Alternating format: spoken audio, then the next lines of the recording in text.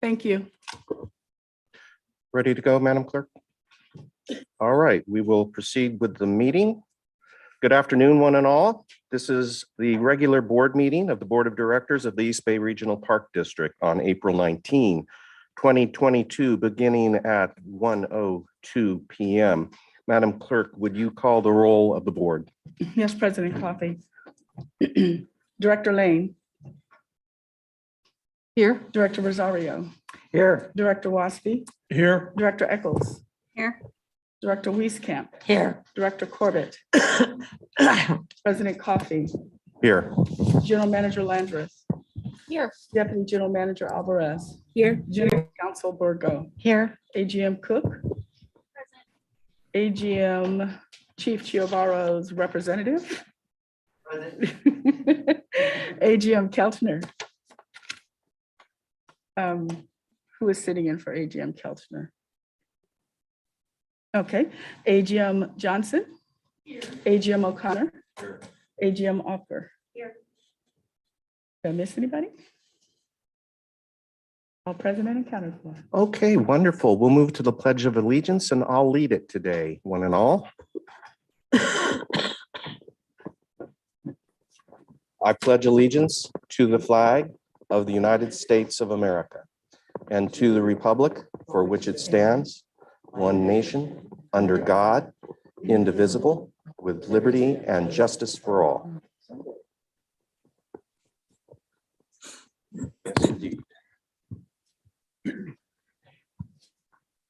And I've asked Director Rosario to do our Native American acknowledgement this afternoon. Thank you. I'm so honored. The East Bay Regional Park District's headquarters is located within the Huichin territory on the unceded lands of the Ohlone Chochenyo speaking peoples who have continuously lived upon this land since time immemorial. The lands now encompassed within the boundaries of the East Bay Regional Park District are the ancestral territory of the Ohlone, Bay Miwok, and Delta Yokut. Today's Ohlone, Bay Miwok, and Delta Yokut people are thriving, vital members of the Greater Bay Area community. They remain intrinsically connected to the land they have stewarded, since time immemorial.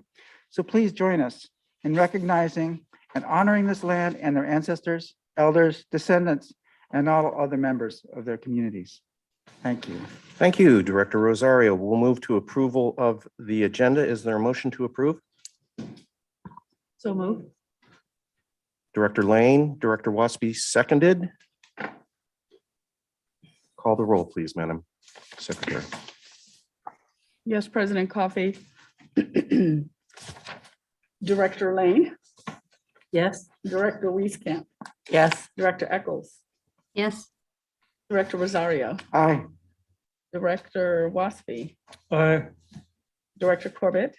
Yes. And President Coffey. Aye. Thank you. Today's meeting is held pursuant to the Brown Act as amended by AB 361.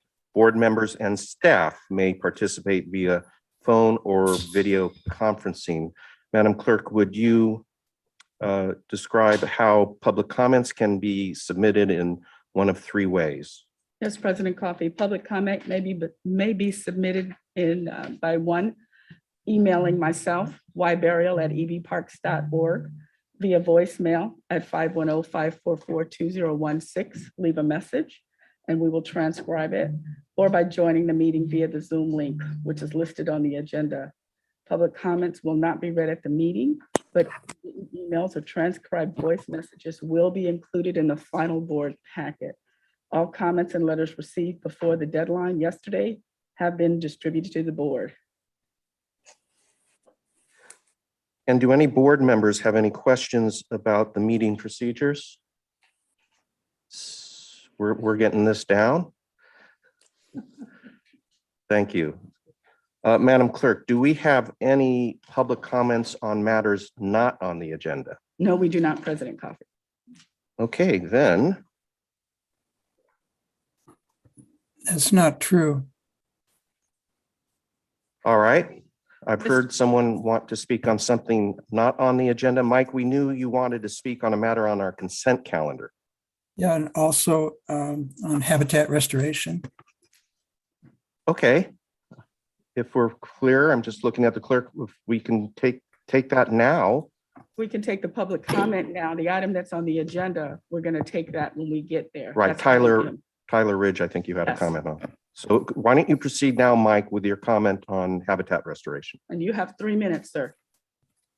Okay, a couple of years ago, I was arrested with a helicopter and 3 vehicles, 3 cars and a motorcycle for cutting thistles in Claremont Canyon Regional Preserve.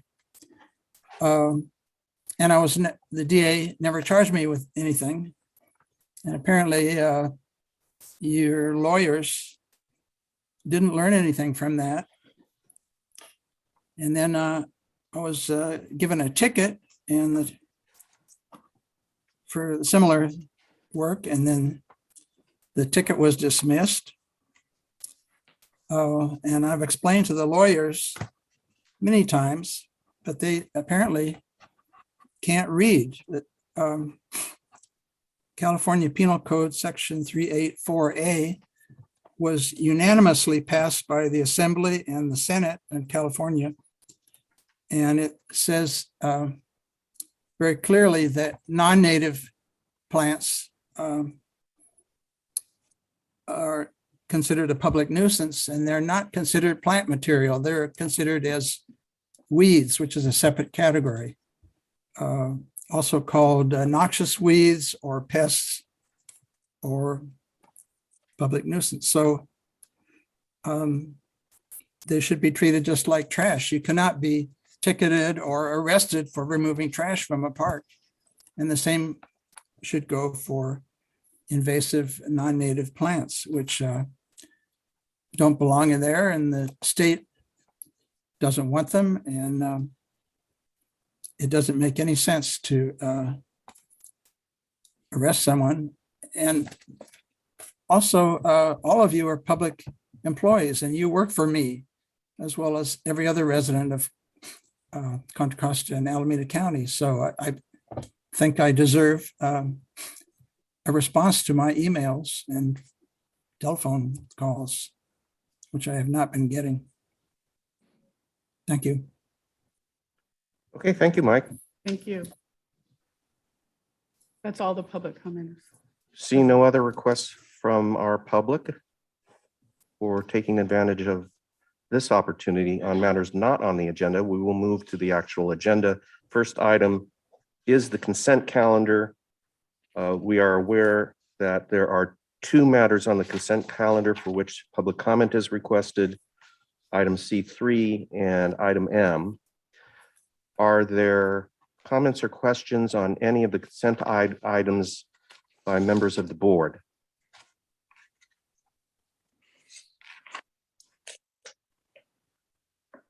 I don't see any. Director. So all our questions have apparently been answered, and we can move on to public comment on those 2 items. First would be C3, which is authorization to adopt an amendment to the Park District salary schedule for publication with the state. And Madam Clerk, would you look for the folks who requested the speaking opportunity and let them in? Yes, President Coffey, they are in the Great. meeting and they're going to speak in this order. Hal McLean, then Anja, and Bray, followed by Sabrina Sexton. Hal, I see you, and you have 3 minutes, sir. Thank you. Good afternoon, President Coffey and the board. My name is Hal McLean. I've been the water management supervisor for the district since 2004. And I'm here today on behalf of the Water Management Department. I want to encourage you to confirm our range adjustments from range 30 to range 32 for the water management technicians, and from range 36 to range 38 for the water management supervisor.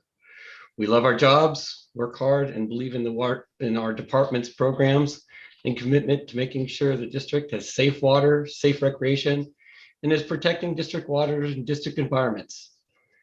This responsibility is spread across many disciplines of water, including drinking water, stormwater, wastewater, and recreation water quality, which includes cyanobacteria, Sumertich, and quagga monitoring. We also respond to sewer spills and hazardous material incidents. This makes our jobs interesting, meaningful, and always focused on district interests.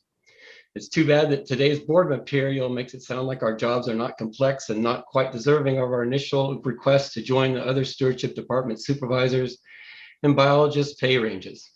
I invite you to discover the joys and trials and tribulations of the Water Management Department responsibilities and programs. We can discuss the licenses, permits, sampling, diversity of the water quality systems, and their upkeep, quality issues, and regulatory requirements. We can discuss the challenges of swim beach recreation, quality assurance program plans developed by water management, data management, the cyanobacteria program with its limnological activities, databases, microscope identification, toxin testing, with the myriad of public inquiries and rigorous quagga grant monitoring requirements and program plans. We can discuss the regulatory complexities of wastewater regulations and reporting, stormwater pollution prevention plans, requirements, licenses, and compliance. We assure you that we have complex and challenging jobs.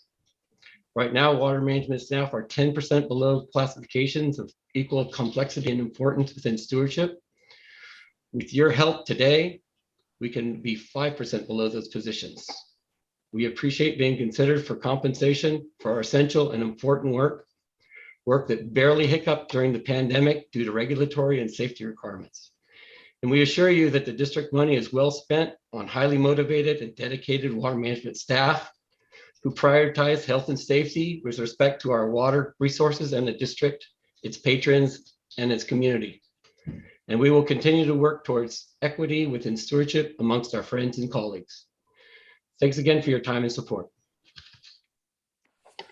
Thanks much, Hal. Anjay? Anja? Yes, Hi, you have 3 minutes. yes. Good afternoon, President Coffey and Board of Directors. My name is Anya, and I've been a water management technician for close to 5 years, and I love my job. Currently, the water management technician is the lowest paid position of all positions in the stewardship department that requires a science degree. We're 10% below. I'm a biologist by training. The statement in the meeting package that our positions have less complex biology expertise and we don't perform the same level and range of biological, ecological, and scientific analysis as a biologist/ecologist is very simplified. Allow me to use my time to share how complex my position is, to show its scientific characteristics, and to point out one detail that the biologist/ecologist position is lacking, which is a great responsibility for human health and safety. Water has a lot of different aspects. One of the most important aspects of my position is water safety, such as safe drinking water and safe water to recreate in. I had to acquire 2 California state licenses for my position, the Water Treatment Operator 2 and the Water Distribution Operator 1 license. Both licenses are quite difficult to get. These licenses allow me to evaluate our drinking water system and to troubleshoot them on the spot if needed. My actions directly impact public health. We also respond to emergency calls regarding sewage spills, monitor wastewater, collect stormwater compliance samples, and monitor our swim beaches for bacteria. Another health concern for humans and pets in the water are cyanobacteria. I collect monthly water samples and data at various lakes, manage and analyze the data, provide graphs and tables for presentation and reports, review documents, and make recommendations. Cyanobacteria come in a variety of different shapes and forms, and an untrained eye can barely identify them in the water. I'm confident spotting them and identifying them, and I know which species are toxic, produce toxins. The water samples are analyzed for toxins in-house using a sophisticated and complex machinery. A variety of laboratory skills are required to run the machine and perform other in-house water quality measurements. Based on our toxicity findings, we make recommendations on signage postings and lake closures. My scientific expertise to see and identify cyanobacteria, perform laboratory tasks, and collect and manage data help to protect human health. Lastly, our quagga mussel grant requires us to monitor for mussel larvae in various lakes where boating is allowed. I trailer and drive the boat, use a plankton net to collect samples, and operate a multi-parameter water quality meter to assess current water conditions. These tasks are comparable with the task of a fisheries biologist. I believe that the water management technician and the fisheries biologist / ecologist are comparable in complexity and scientific expertise. The 5% salary increase is a step in the right direction, and I fully support it. Dear Board of Directors, please vote in favor of the salary adjustment for us 2 technicians and for our supervisor, Hal. Thank you so much for your time. Thank you very much. Sabrina Sexton, Thank you, Anja. you have 3 minutes, ma'am. Thank you. Good afternoon, President Coffey and the board. My name is Sabrina Sexton, and I have been a water management technician for the East Bay Regional Park District for almost 2 years now. I understand that the agenda for today simplifies the work of water management, deeming it a narrower field with less complex work than that of our colleagues in the wider stewardship department, and therefore not worthy of the same compensation. I wanted to take this opportunity to debunk that position. Water management encompasses a wide breadth of work. At its forefront, it makes us both stewards of the land and public health defenders. We aid in the protection and maintenance of district water bodies in a myriad of ways, such as performing surface water monitoring and invasive quagga mussel monitoring. We safeguard public health through our drinking water program, which ensures clean drinking water for park staff and the public, and with our HABS program, which ensures safe recreational waters for all. To dive into one small aspect of what I do, I want to talk about my responsibilities as the lead of our HABS program. HABS stands for harmful algal blooms, and I'm sure all of you have heard of blue-green algae. The term was coined to describe the intense turquoise color some species of cyanobacteria turn as they die off. Most people these days know that it's unsafe to swim in these visual conditions, but visual conditions alone to an untrained eye are not always enough to determine the safety of a water body. What I do is a much deeper analysis of these things. Through microscopy, I identify the species of cyanobacteria, which aids in my decision as to what toxin analysis I need to perform. I then use our cyanotoxin automated analysis system, also known as our CAS, to run toxin tests simultaneously on each sample I collect. On the off chance that our CAS is not available, I also have other means of performing these tests via strip testing each individual sample. That data is then collected in our database. And then it is my duty to, of course, report my findings and notify park supervisors and management alike of my recommendations to post advisory signage at every body of water impacted. This is just a small subset of the work water management does, as you've heard from my colleagues. I work hard every day and I love the work that I do, but it is disheartening to be deemed as a lesser scientist despite the integral nature of my work. Thank you for taking this first step in acknowledging the complexity of the work that we perform in approving a 5% salary increase for the water management department. Thank you. We do not have any more comments on this item. Thank you, Sabrina, and the 2 other folks from water management. We really appreciate your input and the feedback you're giving us. Thank you. All right, well, one last question concerning any comments or questions on consent items. Otherwise, we'll move to approve the Mike. consent calendar. Comment from Mike Vanderman on item M. Oh, I forgot item M. Mhm. Okay, Mike, you want to go ahead with yours on item M. Thank you for reminding me. You have 3 minutes, Mike. Thank you. You're welcome. Also, I'd like to remind you that Native Americans have not been here from time immemorial, only about 25,000 years. And before that, the wildlife owned everything. So I think they're really the owner. I'm opposed to the Tyler Ranch staging area. Pleasanton Ridge is critical habitat for the Alameda whipsnake, a federally threatened species. The ranch is midway between Pleasanton Ridge, Sunol, and Vargas Plateau, all of which have Alameda whipsnakes. So as well as Niles Canyon, probably. So all that habitat should be protected. Pleasanton Ridge already has 2 parking lots, has its own parking lot, and then Bernal Park is right next to it and has a adequate parking lot. There's no reason to build another parking lot and more habitat destroying trails that are not necessary. So, thank you. I think it should be removed from the consent calendar. There appears to be a hand up. from Thank another- you. And Rod Palmquist, I see your hand up. This is on items on the consent calendar. Yes, I'd like to make public comment, please. Okay, Which item? The range adjustments for the water management technician item class. C, item C. Rod, I stopped your video if you want. Yeah, there you go. Okay. have Can you 3 hear me minutes. okay? Yes, I can. You have 3 minutes, sir. Awesome, thank you. Mhm. Our members spoke to the details around this item. I just wanted to add additional information.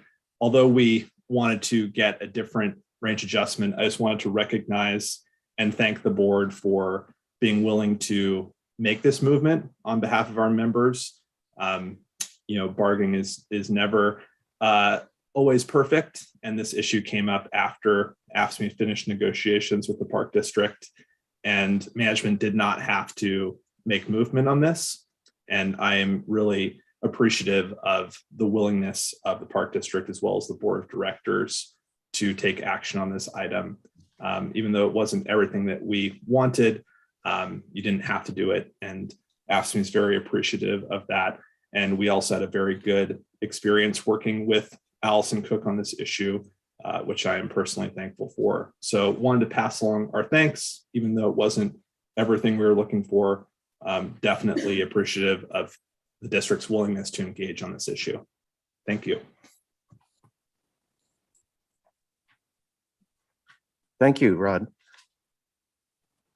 That concludes discussion of the consent calendar. Is there a desire to pull any individual item off for separate vote? Seeing none, we will proceed to vote on the consent calendar. Is there a motion to approve the consent calendar? Happy to make the motion on the consent calendar. Director Corbett moves, Director Rosario seconds. Madam Clerk, please call the roll. Yes, President Coffey. Director Eccles, Aye. Director Wieskamp, Aye. Director Lane, Aye. Director Waspy, Aye. Director Rosario, Aye. Director Corbett, Aye. and President Coffey. Aye. Unanimously approved. Okay, thank you. On to the regular calendar. We have item 2, acquisition stewardship and development division, authorization to execute 2-year on-call professional service contracts for a total not to exceed $2.5 million to a whole bunch of professional services firms. I'll leave it to management to describe that. And Thank you, Please Director proceed. Coffey. That was well summarized. Thank you very much. Christina Kelchner, AGM of Acquisition Stewardship and Development. So we are bringing this item forward for several different types of technical services. So the item is a request for the board to enter into authorization to enter into on-call contracts with several different consulting firms. The services that will be covered, thank you. The services that will be covered by these contracts are highly specialized and technical. They are needed by the Park District's Design and Construction Department to deliver projects, but only some of the projects need these services some of the time. So typically that is to supplement staff's work by doing discrete tasks or to answer a discrete question on a larger project. For one example would be when we have to demolish or renovate a building, we may need to bring in an industrial hygienist, which is a licensed professional that it looks for things like asbestos and lead paint and mold and other hazards that can be within buildings. So we do need this service from time to time, but we don't have enough of this work that we have ever hired a full-time staff person to do that work. And so the constant challenge for staff is that the process of getting a consultant under contract to go through the solicitation of proposals and to get internal approval for those contracts can be quite time consuming, can take a few months to do that. And sometimes the need comes up on a project to have those services more quickly. And that is the reason for bringing forward these on-call contracts, so that when we need a pre-vetted and qualified consultant, that we have them at the ready to do this discrete work tasks within a larger project. And I did want to emphasize that the approval for to enter into these contracts does not authorize expenditure or encumbrance of any funding. So when a consultant contract would need to be used on a project, the approval of that project would go through the normal channels, and the budgeting of that project would go through the normal channels separately. So just these are called capacity contracts. So it gives us capacity of up to $50,000 a year for each of the consultants. We may use all of that, we may use none of that, but it gives us the capacity so that it's there if we need it. And with that, I will turn it over to Lisa Gorgon, who's going to share some additional examples. We did decide to go ahead and put this to provide a presentation to the board because, again, it doesn't encumber any money, but if we did spend all of the capacity under all of these contracts, it could be $2.5 to $5 million over a 4-year period. So wanted to be sure the board was aware and answer any questions that you had. So I'll turn it over to Lisa Gorgon. Thank you, Christina. Good afternoon, directors. I'm Lisa Gorgon, Chief of Design and Construction. I'm going to share my screen.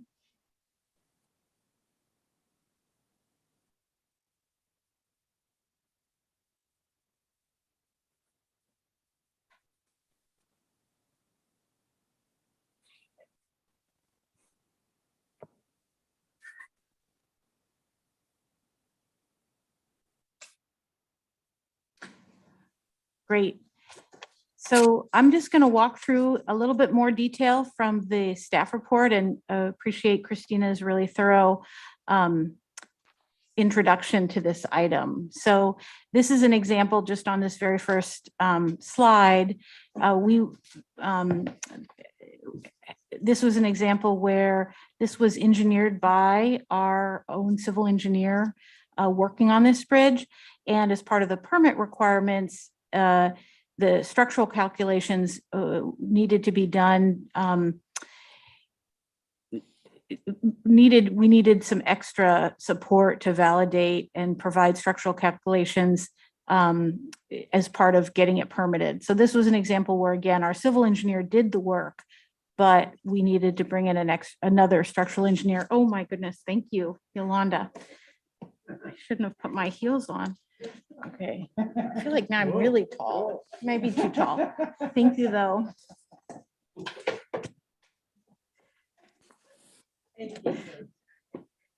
Oh, my goodness. Okay.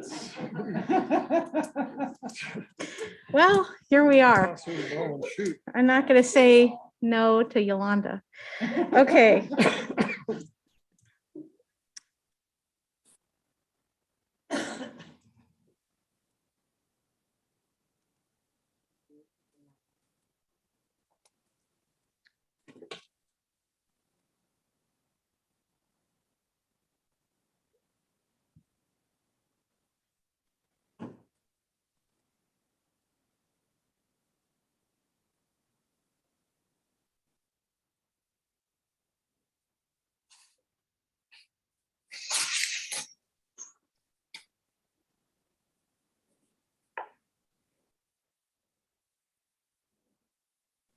Well, it's not advancing.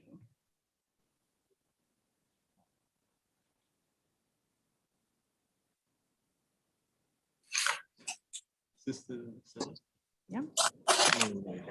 Yeah, it was advancing earlier. It must have been there. Perfect. Okay. That's wonderful. Thank you. Okay. Yolanda, I'm just gonna, thank you. Let's see. So as Christina mentioned, we have these projects and we have wonderful professional staff who oversee them. And often there are parts of the projects that need additional area of expertise to help inform what the design solution will be so that our staff can design to it, or so that we can have a better idea of the scope of what we need to do or to meet a certain permit requirement. So as Christina said, these are engaging in professional services for this technical expertise is something we do on a regular basis. We feel comfortable doing it. It's something that is identified as part of the work on a typical, when we're budgeting a project, to understand, like, we're going to need geotechnical services. So when we're putting together a scope and a budget, it's services that we generally identify ahead of time. That being said, sometimes things come up that we're not expecting, and then we need to bring on a consultant. And so especially in those cases, it is really helpful to have contracts in place where we've done the work ahead of time to vet professional services ahead of time so that we can enter into a contract with a consultant that we know is the right fit, meets the qualifications for that work. This is an example that Christina just gave, just when we have conditions that require an industrial hygienist to do some of the remediation or prescription to safely bring a building so we can safely demolish it.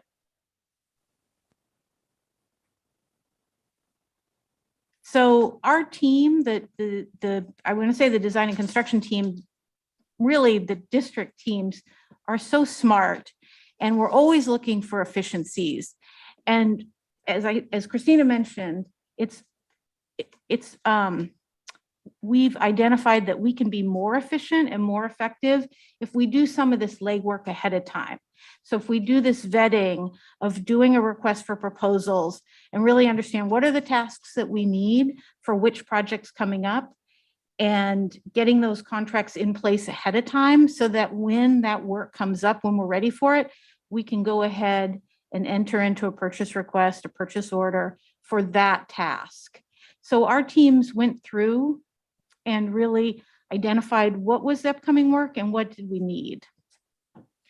And as I mentioned, not only is this something that we do in design and construction, but it's also work that the stewardship department has on-call contracts. And we've already had on-call contracts in design and construction for survey work. So again, these are things, these are the type of contracts that we've been utilizing. And we've seen from those efforts how they've improved efficiencies, and they do provide staff with flexibility. These are the on-call services that were identified. And so you can see there's a long list of them. And I think it's pretty comprehensive. We really worked with, as a team, to really come up with what are the scopes of the work that all of those different areas of expertise are going to cover. And I just will reflect that our teams oversee a tremendous variety of work.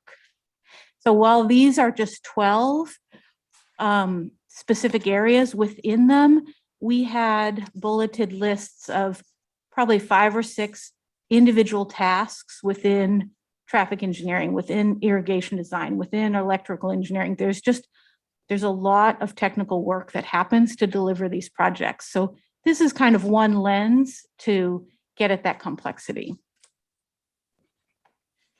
This is my action shot. I don't know if you can see water moving, but this is an example where we brought in an irrigation specialist to help with Oyster Bay. So that's just, you guys don't seem as impressed as I was, but it was, I was like pretty excited. So this is our timeline. We identified this fall, the work that we knew was coming up. We worked with our legal department to develop a request for proposals. We advertised it for close to 8 weeks, and we received 33 proposals that teams across design and construction, across ASD really worked to evaluate and select the firms that are in front of you today. So again, just evaluating them based on their qualifications, their experience, their approach, cost effectiveness, looking at budget. We identified 25 firms. Some of the firms you'll notice on the next couple slides, well, I'll talk about that in the next couple slides, but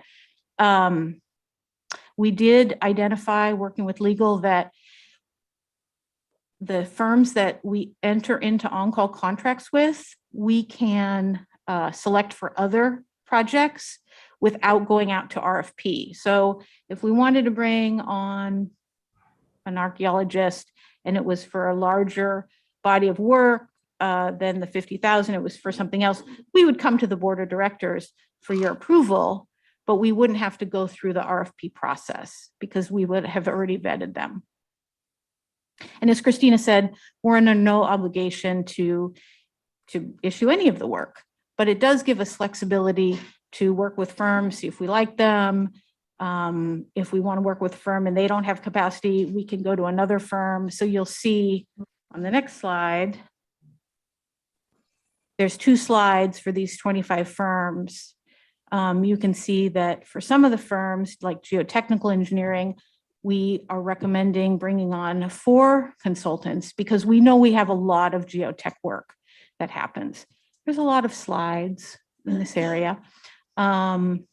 We know with some of the other ones, like irrigation, we don't usually have a large volume of work for that. So we're just recommending moving forward with 1 consultant.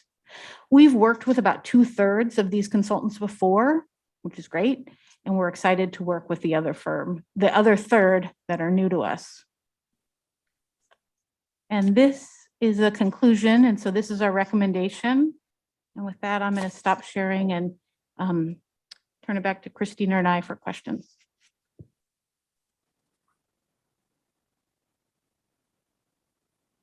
Thank you, Lisa. Christina. I'll look among the board members, see if I see any hands, any questions or comments to address to Lisa or Christina. Director Rosario. Thank you for the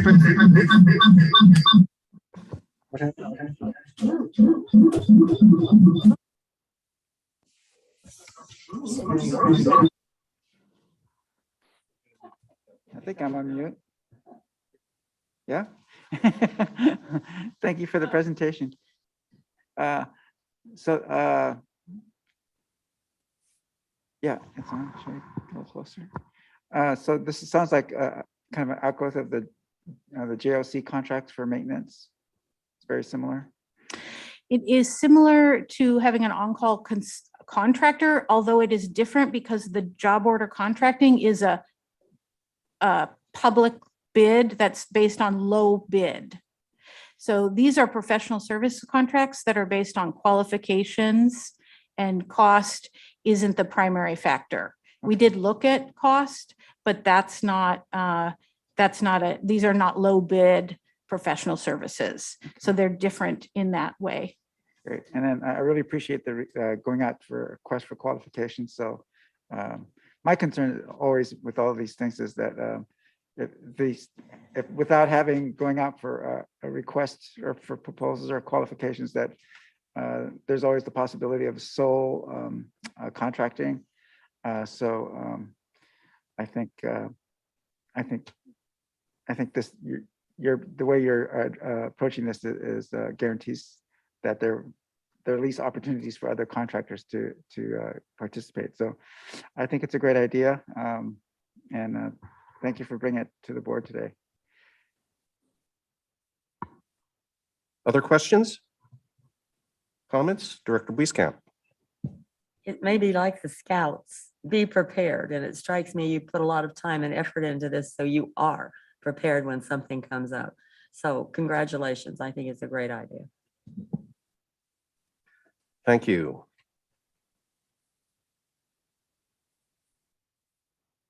All right, I do not see any hands from my remaining colleagues on the issue, so I will ask Madam Clerk if there are any public comments No, there- on this item. No requests. Any in the room? No, President Coffee. Seeing none, we are considering a resolution to approve the recommendation. It's on page 132 of our board packet. Is there a motion for approval of this resolution? I'll make that motion. Director Lane, a second. Director Rosario, seconds. Madam Clerk, please call the roll. Yes, President Coffee. Director Corbett, Aye. Director Eccles, Aye. Director Wieskamp, Aye. Director Lane, Aye. Director Waspy, Director Rosario, and President Coffee. Aye. Unanimously approved. We will move to item 2B, authorization to award $526,000 contract to Tuchman Geospatial LLC for completion of wildfire risk mapping of our two counties. Christina Kelchner again. Thank you, Director Coffey. Christina Kelchner, Assistant General Manager of Acquisition, Stewardship, and Development. This is a stewardship item that we are very excited to bring forward. This is an award of a contract to a consultant for to kick off the fine scale vegetation mapping project. What is that? That is actually going out and understanding what vegetation is on the ground across East Bay public lands. And the reason that we are excited about doing this is chiefly because it will inform our wildfire prevention efforts. And so by understanding the type and the density of vegetation that is actually out on our lands and our neighboring public agency lands, we can understand where we can best spend our resources to manage the vegetation and clear the vegetation to reduce the risk of wildfire. This is a mapping exercise that has not been done at this level, this thoroughly. We have been very successful in getting partnerships to do this. The state is excited about it. I can say that when we were out in the field with the Natural Resources Agency personnel, Jessica Morris, she was very excited about this and knew all about fine scale vegetation mapping and wildfire mapping and wanted to know, are we using LIDAR? Are we doing ground truthing? She was into the details of it, and it is something the state is looking at, and we've gotten a generous grant from CAL FIRE to do this work, which will be really important to the world we now live in, which is where we really have to manage wildfire going forward and manage the vegetation. So I do want to just thank our stewardship staff, Dina and others from stewardship who have really led this effort, championed this effort, and also working closely, of course, with our fire staff and our grants and government affairs have brought in the funding and have gotten the partnership from East Bay Mud, SFPUC, and other major public landowners in the East Bay. It's pretty new. It's pioneering to have this kind of partnership across the public landowners so that we can really understand on a regional scale where are the areas that pose the highest risk for wildfire. And also then where are the areas where we can spend restoration dollars that will get the most bang for our buck, that has the most sensitive habitat, where does it make sense from a regional planning perspective to make those kinds of investments. So we're excited to see this going forward. And with that, I'm going to hand it over to Dina. Thanks.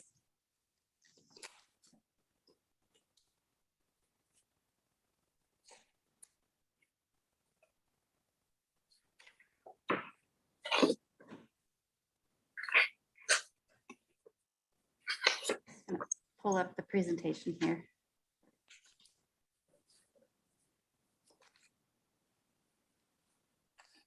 It's the P drive. Dina's pulling up her presentation.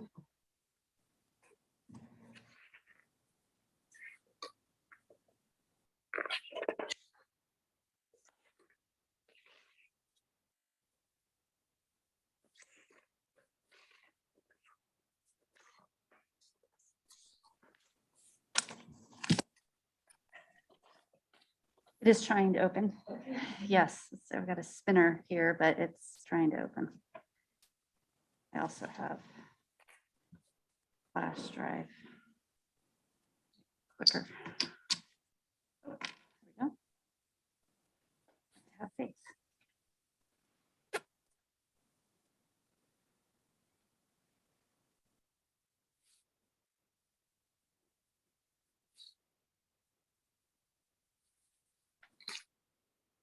How do I get it to double up there?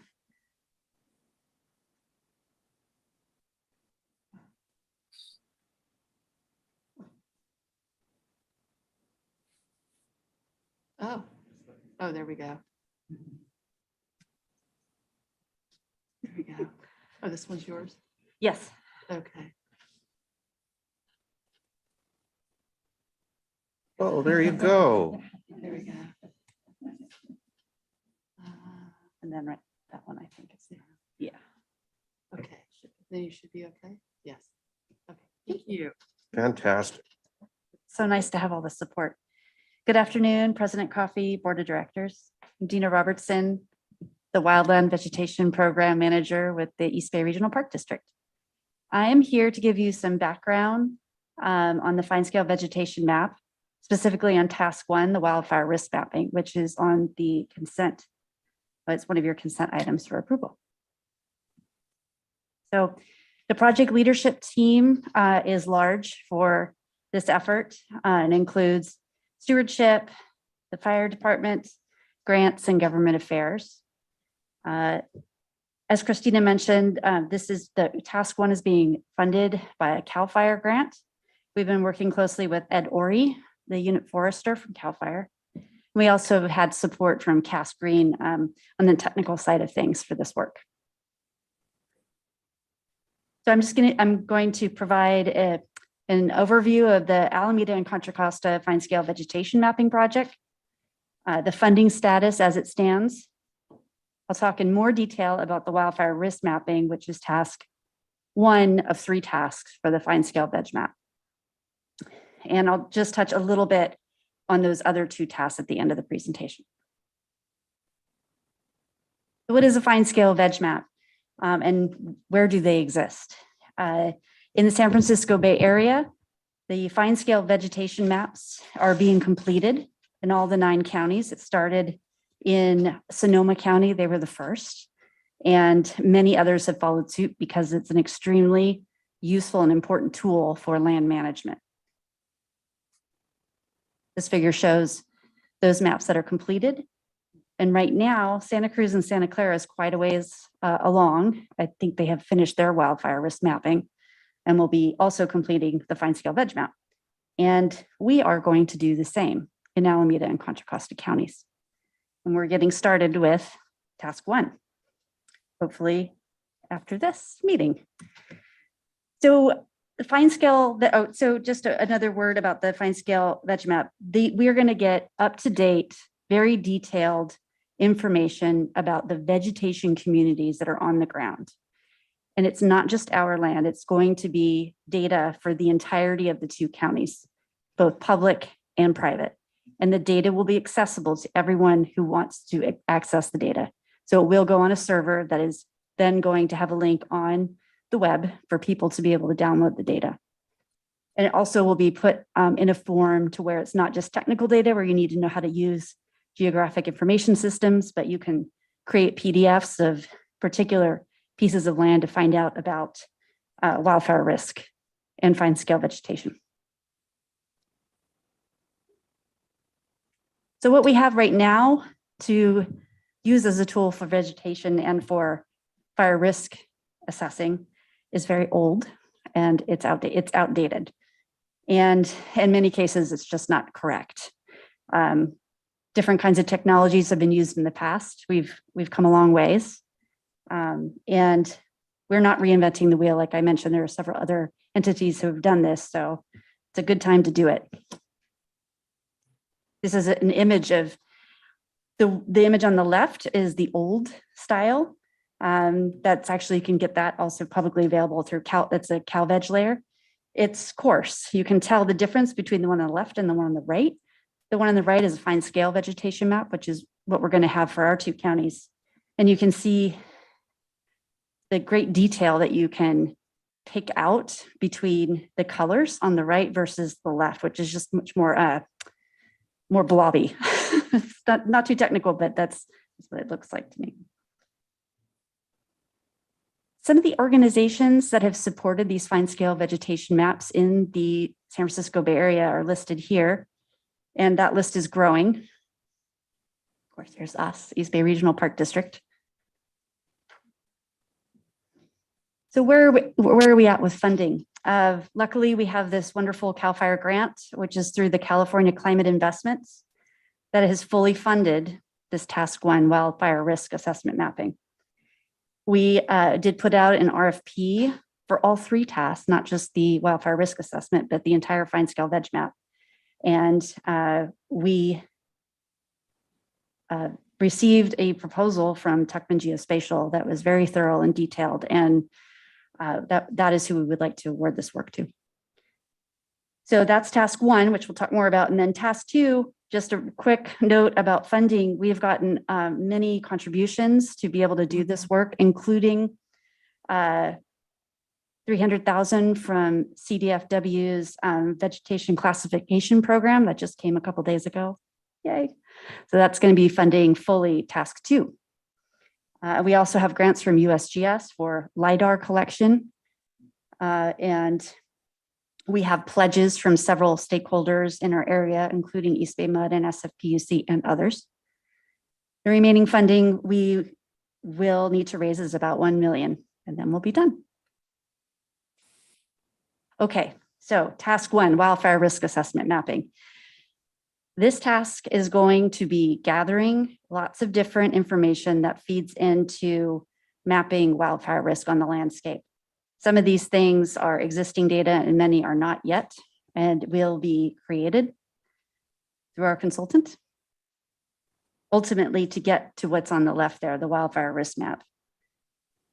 There are many products that are created for the wildfire risk mapping through this work. The data layers here are listed on the left, and some information about how finely detailed they are on the right. These are all important pieces for feeding into wildfire risk assessment. Lidar data, we have existing Lidar data in the county. Zone 7 is currently funding and gathering very detailed Lidar data for Eastern Alameda County. So that's really good timing. We'll have that for this mapping. And we're also working with USGS to fill a gap that we have in Lidar for the 2 counties. And that is being done now as we speak. We'll be using some existing data such as the ortho imagery, aerial imagery that we already have. That's very high quality. And these are just some of the layers that are derived from this high resolution Lidar imagery. Canopy height, bulk density, canopy cover, ladder fuels, all important for risk modeling and mapping. So what is LIDAR? Lidar is topographic information. It tells you about the heights on the landscape, across the landscape. I think I have an image in here. It shows the Lidar and a little bit here. They do it with It's a technology? yes, they used aircrafts to fly over and gather the information about what's on the ground. It will tell you not only the ground, but your vegetation heights. So it gives you kind of a multi-layered image of the ground elevations. One of the things that is a key piece of fire behavior they found in Sonoma County are ladder fuels. And Lidar is going to help us see what our ladder fuels are on the ground.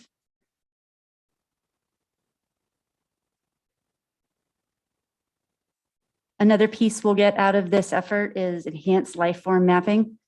It's the start to the fine scale veg map. It's enough to feed into the wildfire risk mapping. That will be more refined once we complete tasks 2 and 3 and get more detailed information on vegetation. This is just the Wildland Fuels models. The output will be the Scott and Bergen's 40 fuel models. I think that's a typical use for modeling fuels behavior, and that will be a part of this, the products that we will have. And like I mentioned, we can later update this, or maybe I haven't mentioned it, but once we get the fine scale vegetation map, we can go back and make this even more powerful with that new information. This is an image of a Wildland Fuels Map for Sonoma County. There's a lot of data that's going to come out of here, and I didn't want to go into too much detail, but this is one of the main things, and it's the title of the project, is a wildfire risk map that we will get for our 2 counties. So in this, in the colors, it's showing you very low relative hazard for fire up to very high relative hazard. So for tasks 2 and 3, which will come next, this is an image, I think we've already seen this one, of what it would look like for one piece of land and the details about vegetation. And again, we have good funding to get started on that. And hopefully you'll hear more about that at a later time, tasks 2 and 3. Just a quick, I'm almost done, how the data will be used as the fine scale vegetation map. These are many of the applications of the fine scale veg map, including watershed and flood management, which is why a lot of our water agencies are supporting this, wildfire planning and response, land acquisition, open space prioritization, disease monitoring, and many other things, climate change modeling and planning. That's the end of my overview, and we're here to request approval to authorize the award of the contract to Tuckman Geospatial for task 1 of the fine scale veg map. Thank you. And I'm here for questions. Questions or comments from the board? Dennis Waspy. Thank you very much. Thank you for the presentation. On your last slide, you passed over cannabis mapping. I'm really interested in that one. Not for just for reasons or something. Curiosity. Yeah, curiosity. Thank you. That's what I was looking for. Do you want me to pull that back up? Not really, but so I assume you're mapping there's illegal cannabis grows or something Oh, that yes. you're trying to find or something like that. Or we're planning ahead to Yeah, I was enhance our revenues, wondering or how I'm that not sure played. what. That's funny. Yes. So in other counties, especially in Sonoma County, they have been using it for finding cannabis grows because it does show up on it can show up in the mapping. I worked on a veg map about 15 years ago, and I used to go out and verify the vegetation on the ground, and we found a very large grow using these vegetation maps. So they do provide a lot of information for many different goals. All right, thank you. And then on a serious note, I find this really fascinating, and I think it's going to be an incredible tool that we use. I also think that, or I'm theorizing that things have changed so much in the district that will this, or I guess once this is completed, this will really trigger our need to redo the whole Warump, right? Because what we've done since 1991, I think, is mapped out what we know.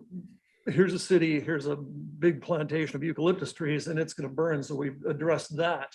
But in fact, in the 30 years I've been around here, the whole fuels have changed in all of our parks. What used to be grassland is now woody vegetation. Baccharis is taking over. Pine or Monterey pine plantations are gone and being replaced by other things. And I think without, I don't know if this is the right term, but the 10-hour fuels seem to be taking over, the Baccharis and things like that. If that's a 10-hour fuel, I'm not sure if I remember that correctly, but that woody stuff that is the transfer point or the storing of fire progression is really increased, so that it would include areas that were way outside what the rump is covering. So do you anticipate revisiting our Warump in the future? Thank you very much. Thank you, Dennis. Director Waspy, revisiting our RWMP, probably not. I think that we have the recommended treatment areas in that RWMP, and we will continue with those. I think it will be a yes, and I think we'll identify additional areas that we need to go after. And you're absolutely right that as the climate changes and the vegetation changes and our understanding changes, we need to all continue to figure out where the best place is to focus the resources.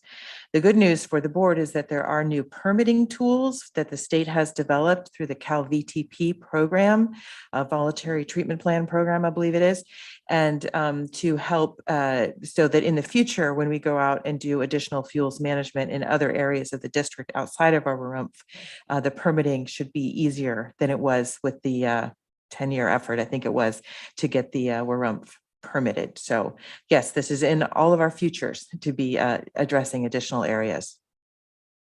Thank you.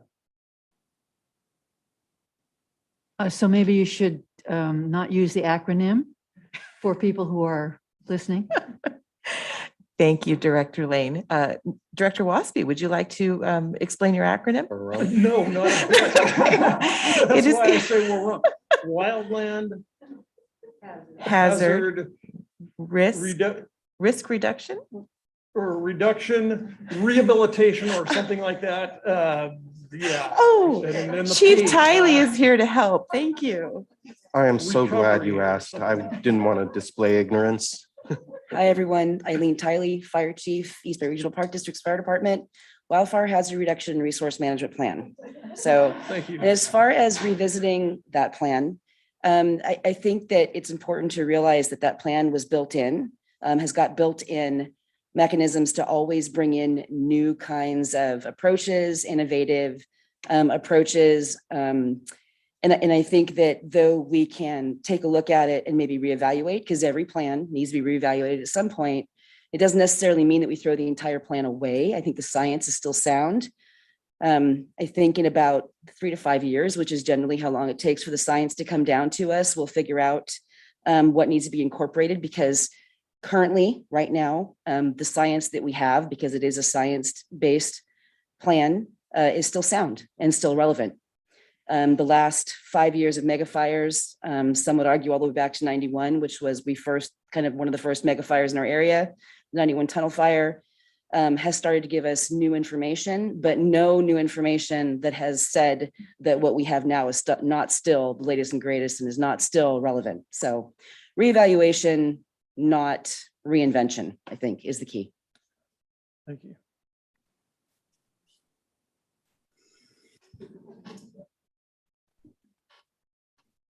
Director Eccles, did you have a question? Well, and not so much as a question is just I wanted to express my excitement for this this project and for this this item on the agenda. I'm really very excited about having data for all of Alameda County and Contra Costa County, and appreciate the partnership with the other entities, and of course the funding from CAL FIRE and CDFW and USGS and others, and so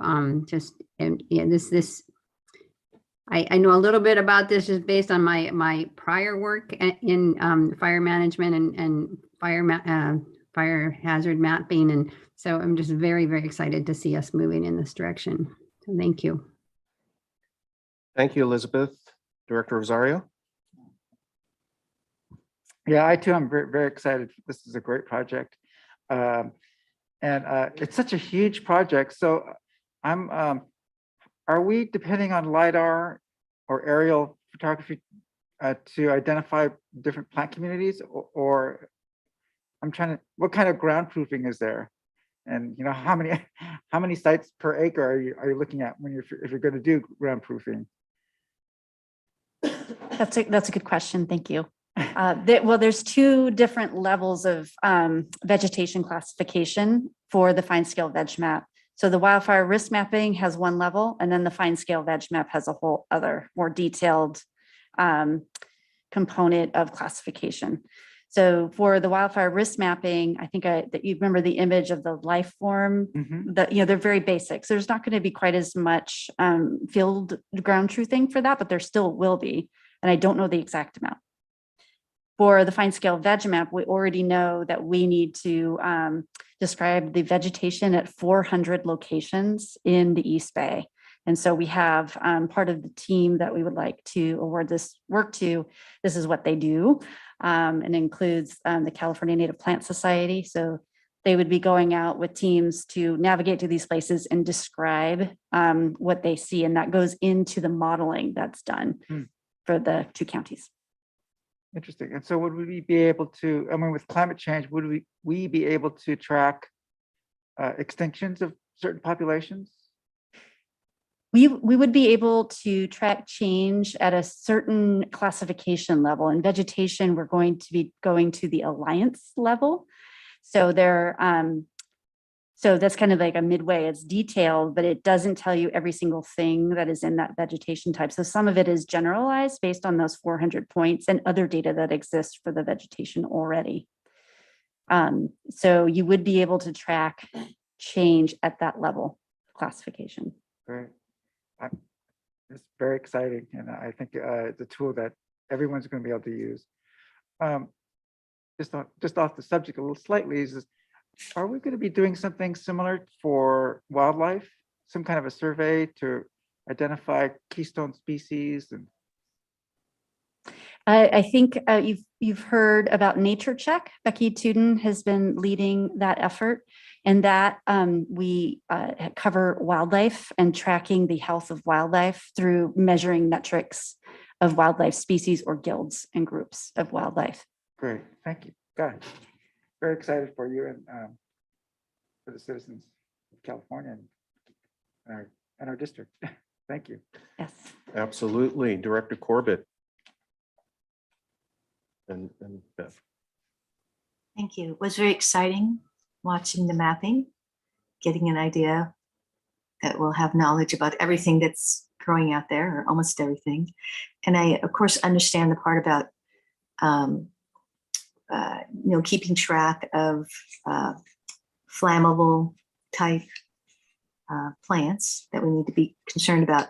And are we also looking forward for plans to have types of natural plants specifically growing in areas because they are beneficial to the environment, or they're beneficial to our wild animals or whatever, or even look very nice to have certain native wildflowers growing in certain areas?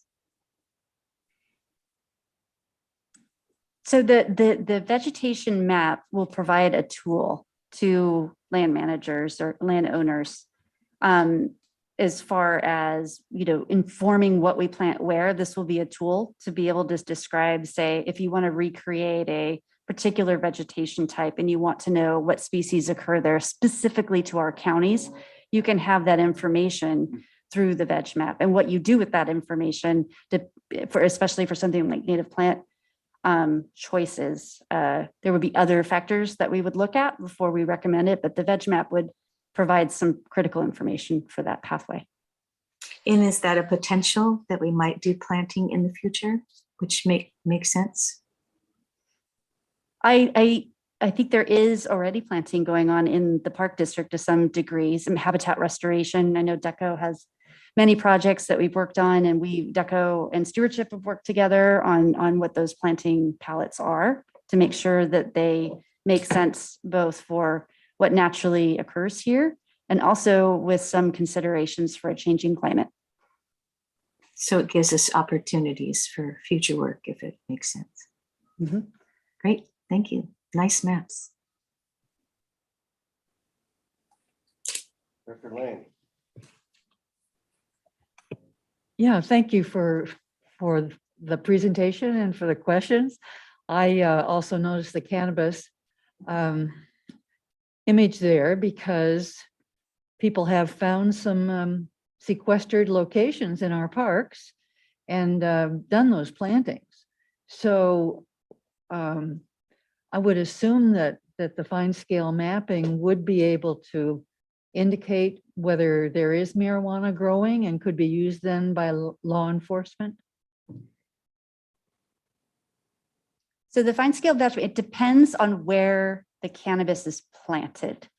So again, so with the fine scale veg map, you can see what's from above. And then there's all of the verification to a particular number of points, of 400 points. We won't be able to tell if there is, in some cases, if the canopy completely obscures a grow. Although, from what I understand, it needs sun to some degree. So that might be helpful with finding these things. So how specific in terms of identification of plants is the fine scale mapping? These are very good questions. So the vegetation classification that we're doing is based on a statewide accepted system. So this is not, we're not inventing a new kind of vegetation descriptions. These are set descriptions, but they're different depending, in some ways, depending on where you are in the landscape. So what you find in Contra Costa and Alameda County is going to be different than what you find in Sonoma County as far as species composition. Not completely, but that is part of what we're trying to get at, is refining what we have as far as vegetation here. So you'll know what you typically find species-wide, what represents a plant community that we're mapping. So you'll know that it's dominated by an oak species, maybe coast live oak, and the understory of California blackberry with stinging nettle and a few other forb species, flowering plants. And so the idea is that what is a typical plant community structure that you'd find in these counties based on the fieldwork and the modeling. Mm-hmm. Okay, and then I guess my final question is, we'll do this one time. And is there anything built in for updating it? That's also a very good question. So one of the advantages of not being the first of doing the fine scale veg map is that other counties have done this, and they've done it quite some time ago, and they're due for an update. So, or they've had major fires come through and completely change what the vegetation is on the ground. So right now, what some counties and very much so Sonoma County is looking how we can do updates to these fine scale veg maps in an automated way, so that it isn't this huge effort like it is to get your first map. So I'm hopeful they're making some progress there to figure out how to do that. And by the time we need a new fine scale veg map or update ours, I would hope and expect that the technology would be where we need it to be to make it more automated. But I don't have that exact method for you today. Okay. All right, thank you again. Thank you.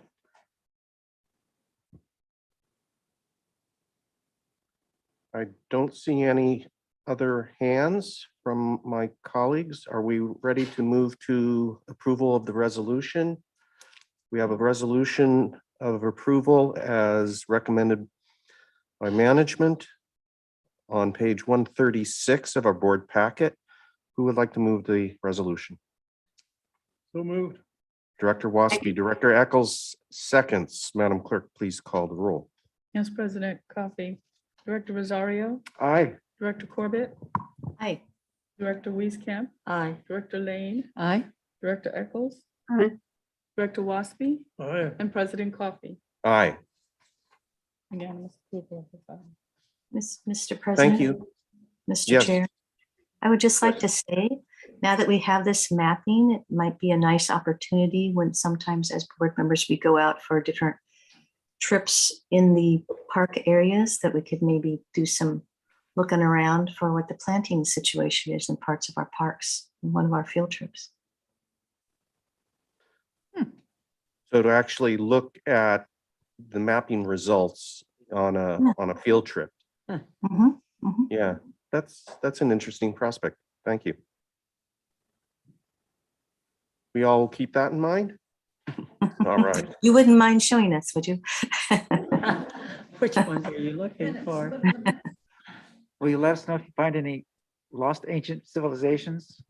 What was that? You let us know if you find any lost civilizations. Oh, in the okay, park this yes. week. You're welcome to come out on some veg mapping, navigation to the plots and Oh, that'd see be how it cool. works. Oh, that would be great. Yeah. Please let us know when we can do that. Okay. Thank you, Dina. Thank you. Appreciate it. So we're doing pretty well on time. We have a presentation on actions taken in other jurisdictions. That be a few minutes probably. And then an important presentation from Chief Tiley. Is there an interest in maybe a 10-minute break before moving there, or should we just? I'm fine with Yes, it. I think there's interest. So let's do 10 minutes so we can focus on those presentations.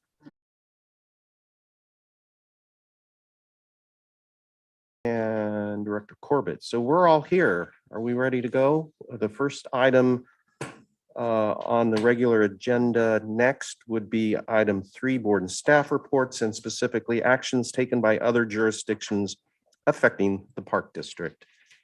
And, oh yeah, I was just gonna say, I'm going to have AGM Kelchner handle this one today. Thank you.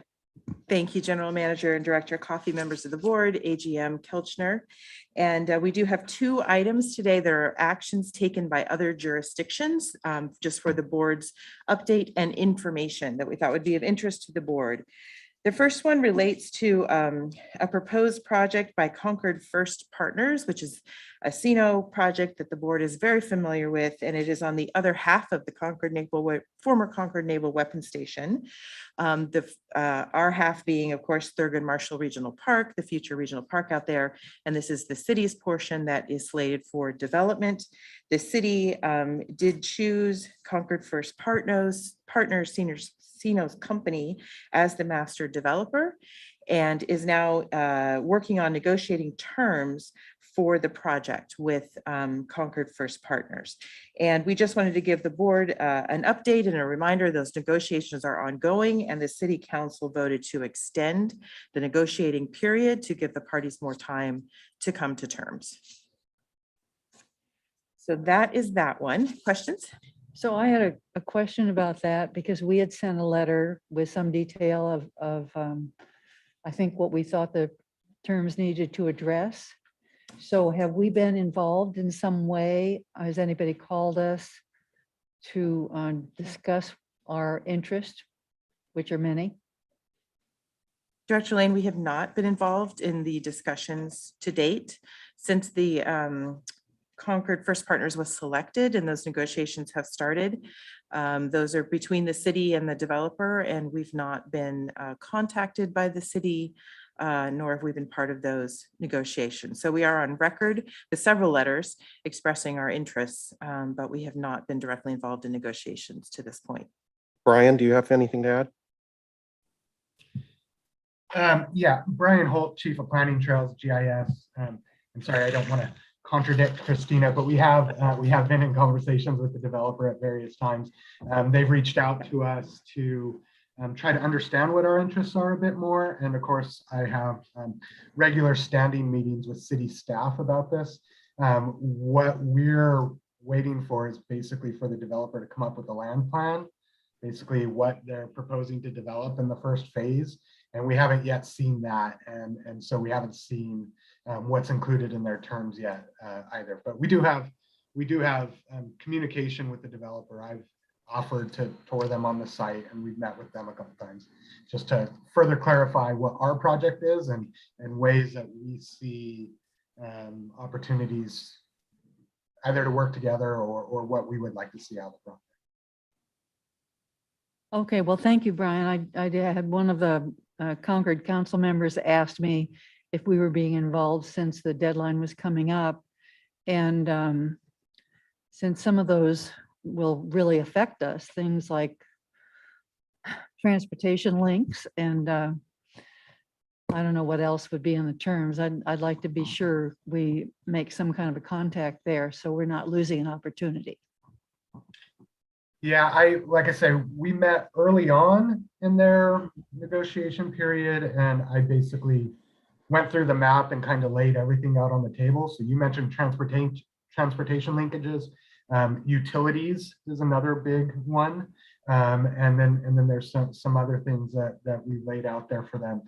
Also, Director Lane, you'll remember the tournament sports facility and some of our interests in terms of what the 2 projects look like at that interface, how those 2 work together. So that was pretty early on. I have not heard from them I have not heard from them recently as they've gotten into what I understand have been sort of challenging with the city as they've been, trying to come to terms on this. So I don't know that they're prepared to discuss our stuff more yet. But I've been assured that they'll reach out when they are ready. Thank you. Yeah, thank you, Brian, for that clarification. It sounds like we've had an opportunity to reiterate our point of view, but not be actively involved in negotiations at this point.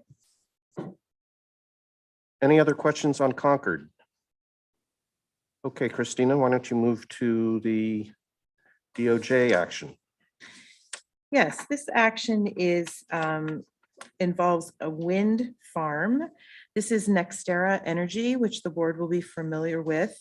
It's a subsidiary of ESI, and Nextera Energy and ESI were fined over $1.8 million and also made to pay restitution in the amount of over $6.2 million. And this is all for a death of golden eagles or take of golden eagles without appropriate permits. This did not occur on Park District lands. It actually occurred in other states. Nextera operates across the country. There are no Nextera wind farms actually on Park District lands, but Nextera does operate wind farms that border our parks, particularly at Vasco Hills. So we do track it closely. And the Altamont Pass has a technical advisory committee that Park District staff participates in. Dr. Doug Bell, our biologist, has been very involved in doing research and monitoring and advising on golden eagles in the Altamont Pass and other birds of prey out there that are affected by wind turbines. And certainly the districts and Doug Bell's participation in those proceedings has been helpful to help to keep the balance between renewable energy, clean energy sources, and protection of some of our threatened species. So we see this as a success that other wind companies will likely pay attention to. The technical advisory committee that Dr. Bell serves on had recommended to Nextera that they seek a permit under the Migratory Bird Treaty Act. Nextera failed to do that, and then this is the result, that they got a hefty fine. So we're hoping that other wind companies will be taking notice of that. The also Nextera has to do a mitigation agreement, a eagle management plan that requires mitigation measures up to $27 million. It's still to be negotiated what those mitigation measures will be, but we do hope to have some seat at the table about what those mitigation measures will be, and particularly in the Altamont and near our parks, what Nextera will need to be doing. So important work that the Park District's doing there. Director Rosario. Are the turbines in the Altamont Pass not on East Bay Regional Park District? Are those the older generation, faster moving blades, or are they the same type that we have now? A great question. I'm going to call on Dr. Doug Bell. I think he's on the phone. I'm not sure if these have been repowered. I think some have been repowered to the newer generation and some have not. So Dr. Bell, are you able to answer that question? Yes, can you hear me? Yes. Okay, great. Doug. Yes, good afternoon, Director Rosario. The wind turbines in question are repowered wind turbines, so they are the larger, anywhere from 2.3 megawatt to higher turbines, higher rated capacity turbines. And so, yes, they are the larger turbines. They don't necessarily rotate slower. Their terminal tip velocity of the blades tends to still hover around 190 miles per hour. It's just that they're so massive with a diameter of up to like 101 meters across. It looks like they're moving slower, but when they're at maximum generation capacity, they are still moving quite fast indeed. Nice background.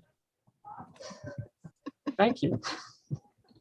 That's actually one of the Nextera's wind farms behind me that borders Vasco Caves.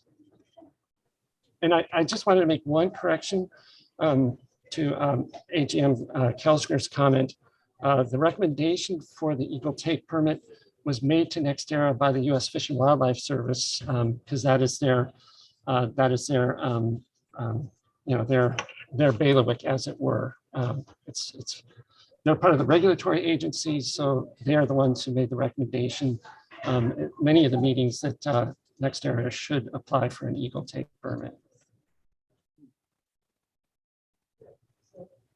Thank you, Director Waspy. Yeah, I was wondering, Christina, or Doug, I think is it every 10 years or 20 years or whatever it is that you need a conditional use permit from the county, either Alameda or Contra Costa, to re-up their leases for this type of activity? Are we close in any one of these areas? I don't know the answer to that question offhand. I don't know if you do, Doug. I do. Most of the wind farms in the Altamont are under 30-year operational leases. And in our case at the Buena Vista Wind Farm, that was also I believe, a 25-year lease, but it has a 10-year extension on it. So it was supposed to be up in the year 2025. Basically, instead, it's got this ironclad extension. It probably will not be up for renewal until 2035, I believe. Okay, thank you.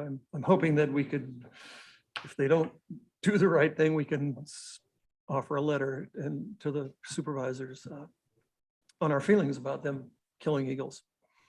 Thank you. Thanks. Any other questions? Seeing none, I believe that means we can move to the General Manager's comments. Item 4, Chief Tiley. Did the GM want to introduce this at all? No, I'm very excited about this presentation Yes. though. So we've got Chief Tiley, who is going to introduce our newly promoted staff as well.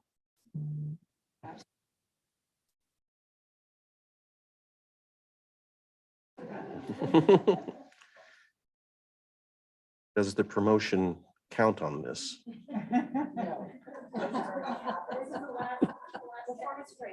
Okay. Yeah.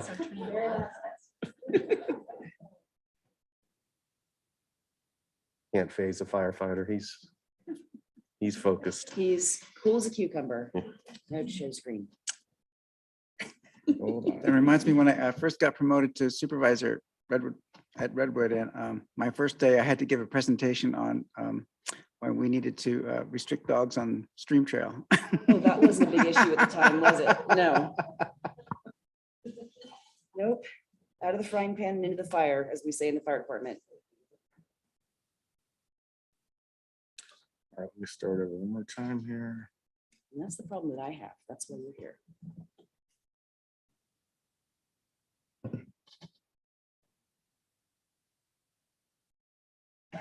I can imagine.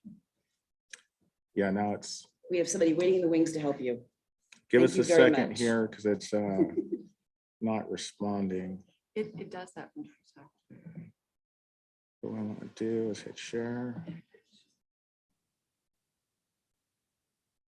No. It's not great news.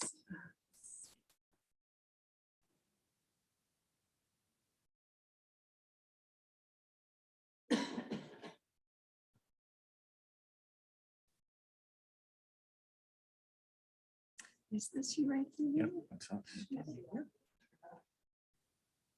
I'm learning as we do this, so Perfect. this is you're giving me an opportunity. And you are live.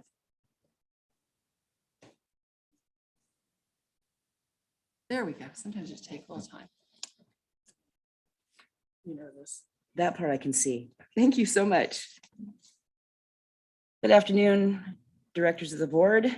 My name is Eileen Tiley. I'm the Fire Chief of East Bay Regional Park District, and I will be co-presenting today with our brand new Assistant Fire Chief, Kari Haley, that I'm very happy to present to you, and I'll do that as soon as it's his turn to come on up and present. Please be kind. He's very nervous. He's studied a ton. He's actually a better speaker than I am. But beat me up instead of him if you need to. So today I want to talk to you about the strategic approach to vegetation management and tree mortality. We've been presenting to you on tree mortality and vegetation management for quite some time, but now we're kind of getting into the nitty gritty. So I'm going to go through first and kind of give you a little bit of a recap of some of the challenges that we've had the last couple of years, things that we've identified as challenges. And then Assistant Chief Haley is going to come up and talk to you about some of our strategic approaches to those challenges. So here is just, we're talking about money on the first slide. And that's important because our strategic approaches to this kind of heavily weigh on the amount of funding that we have. So in the last 11 years, just as a recap, we've spent $23.8 million. Our different funding sources have been as listed: PG&E, U.S. Fish and Wildlife Service, the Forest Service, Department of Labor, FEMA, CAL FIRE, Coastal Conservancy, City of Oakland, Regional Parks Foundation, thank you, Carol, and Measure CCFF, and also our very own general fund. So we still do have some money left in that, 8.9 million, but I want you to remember the $23.8 million that we spent in the last 11 years, because as we will kind of try to show you moving forward, that's slightly under the estimation of what it would cost now to implement not only our wildfire hazard reduction and resource management plan, but also the tree die-off in Anthony Chabot alone. So it seems like a lot of money. And then you end up with a new challenge that tells you it's not enough. So just as a reminder, the red marks here on the map are showing you where the tree die-off and the tree mortality is happening.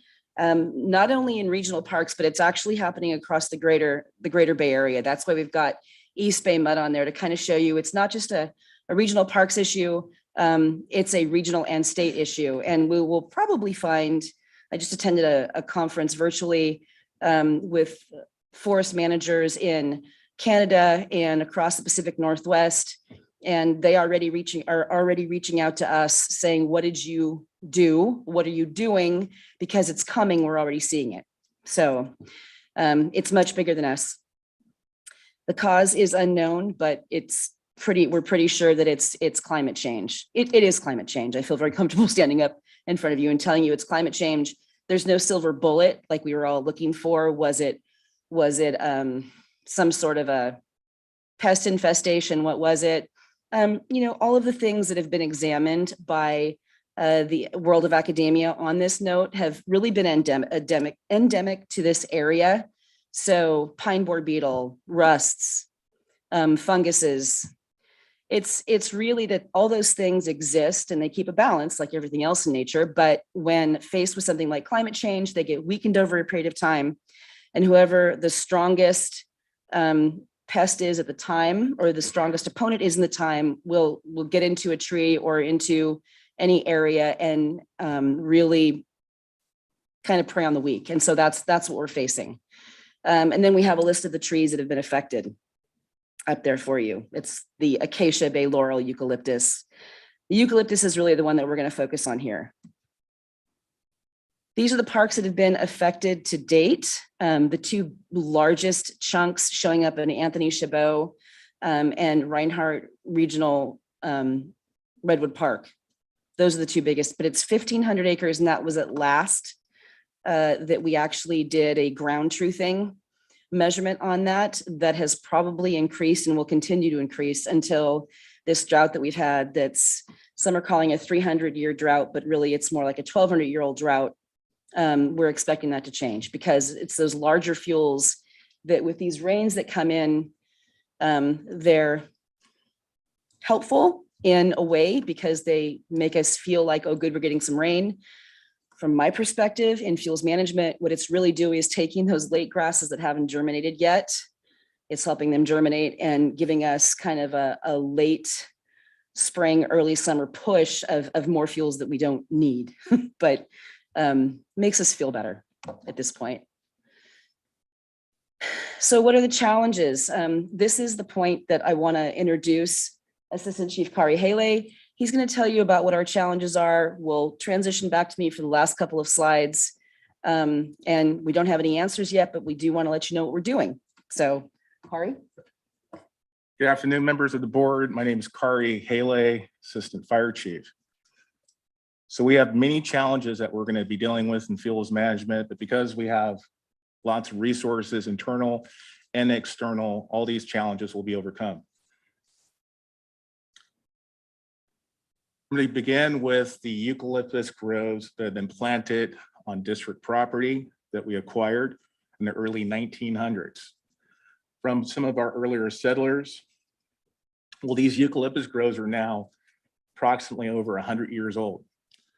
These groves are thick on the surface field level to the point where they are 10 to 25 tons per acre, just on the surface ground level.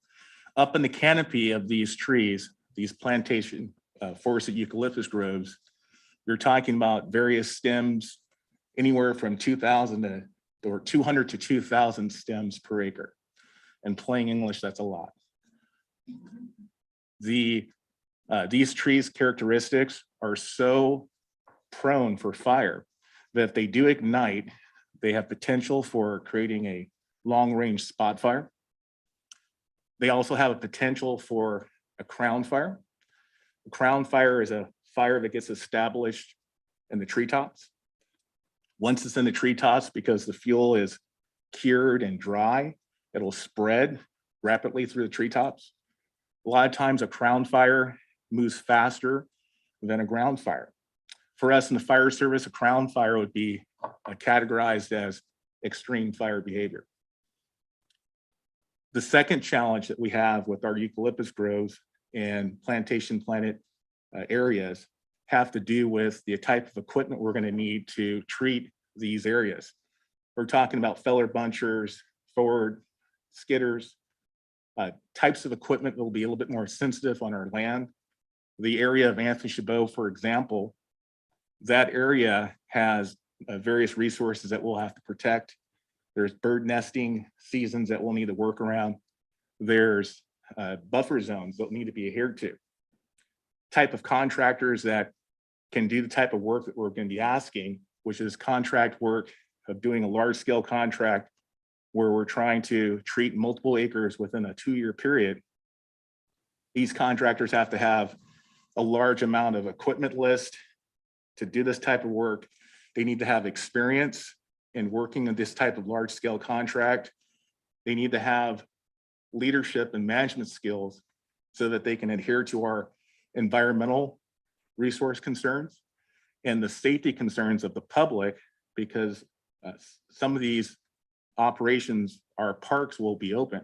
Anthony Chabot, for example, when we're doing that work, part of the park will still be functioning and operating. So we'll need to have the appropriate people in place to make sure that the operation goes smoothly. All this basically equates to very expensive operation costs.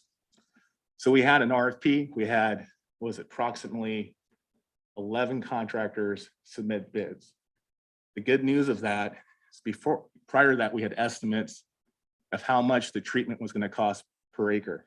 Now we have actual data based off 11 different contractors who submitted information from, well, these contractors came from throughout California. Some came from outside the United States. And so now we're talking about anywhere between 14,000 to 17,000 per acre. So now we have actual data to treat old, 100-year-old eucalyptus grove, that the cost will be on the low end 14,000, on the high end 17,000 per acre. So because of the challenges and the large amounts of biomass that we'll be removing, the traditional methods of fuels management, we're not going to be able to do.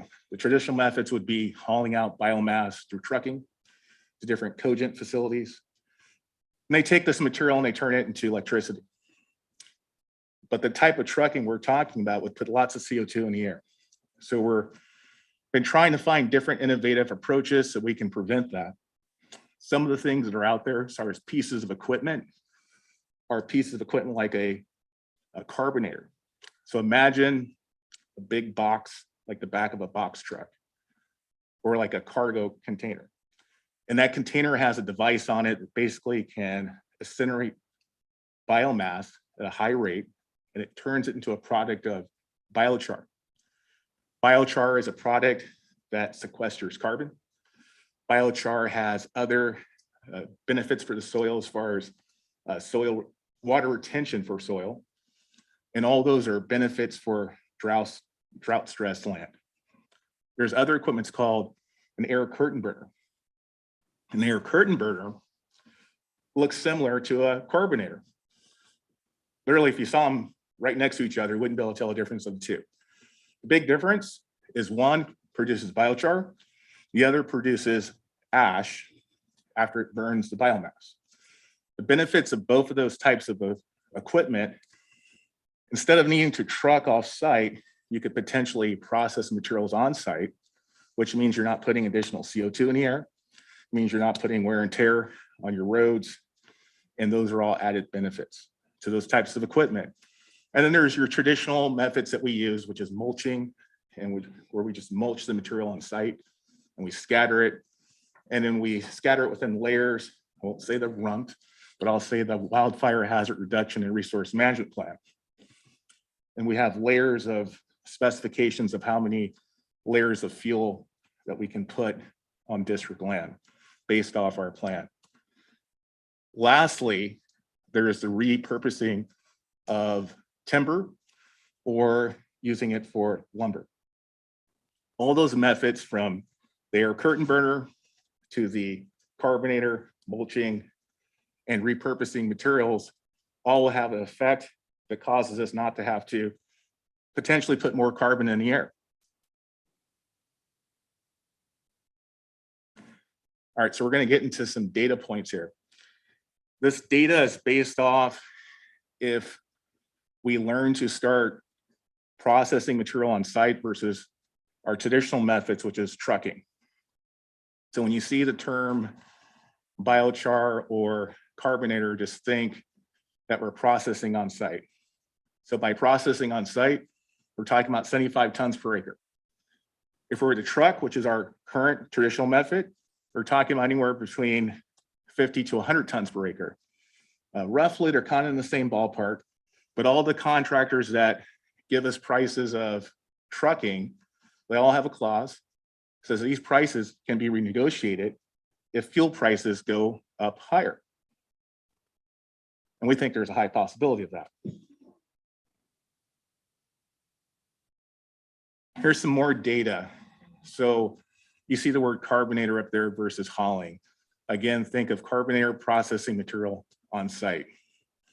We process material on site, 10 times reduction in truck traffic, 10 times reduction in CO2 that would be put in the air from trucking biomass to a cogent facility. If I get into more data here, the actual emissions of hauling biomass to a cogent facility would actually be 19 pounds of CO2.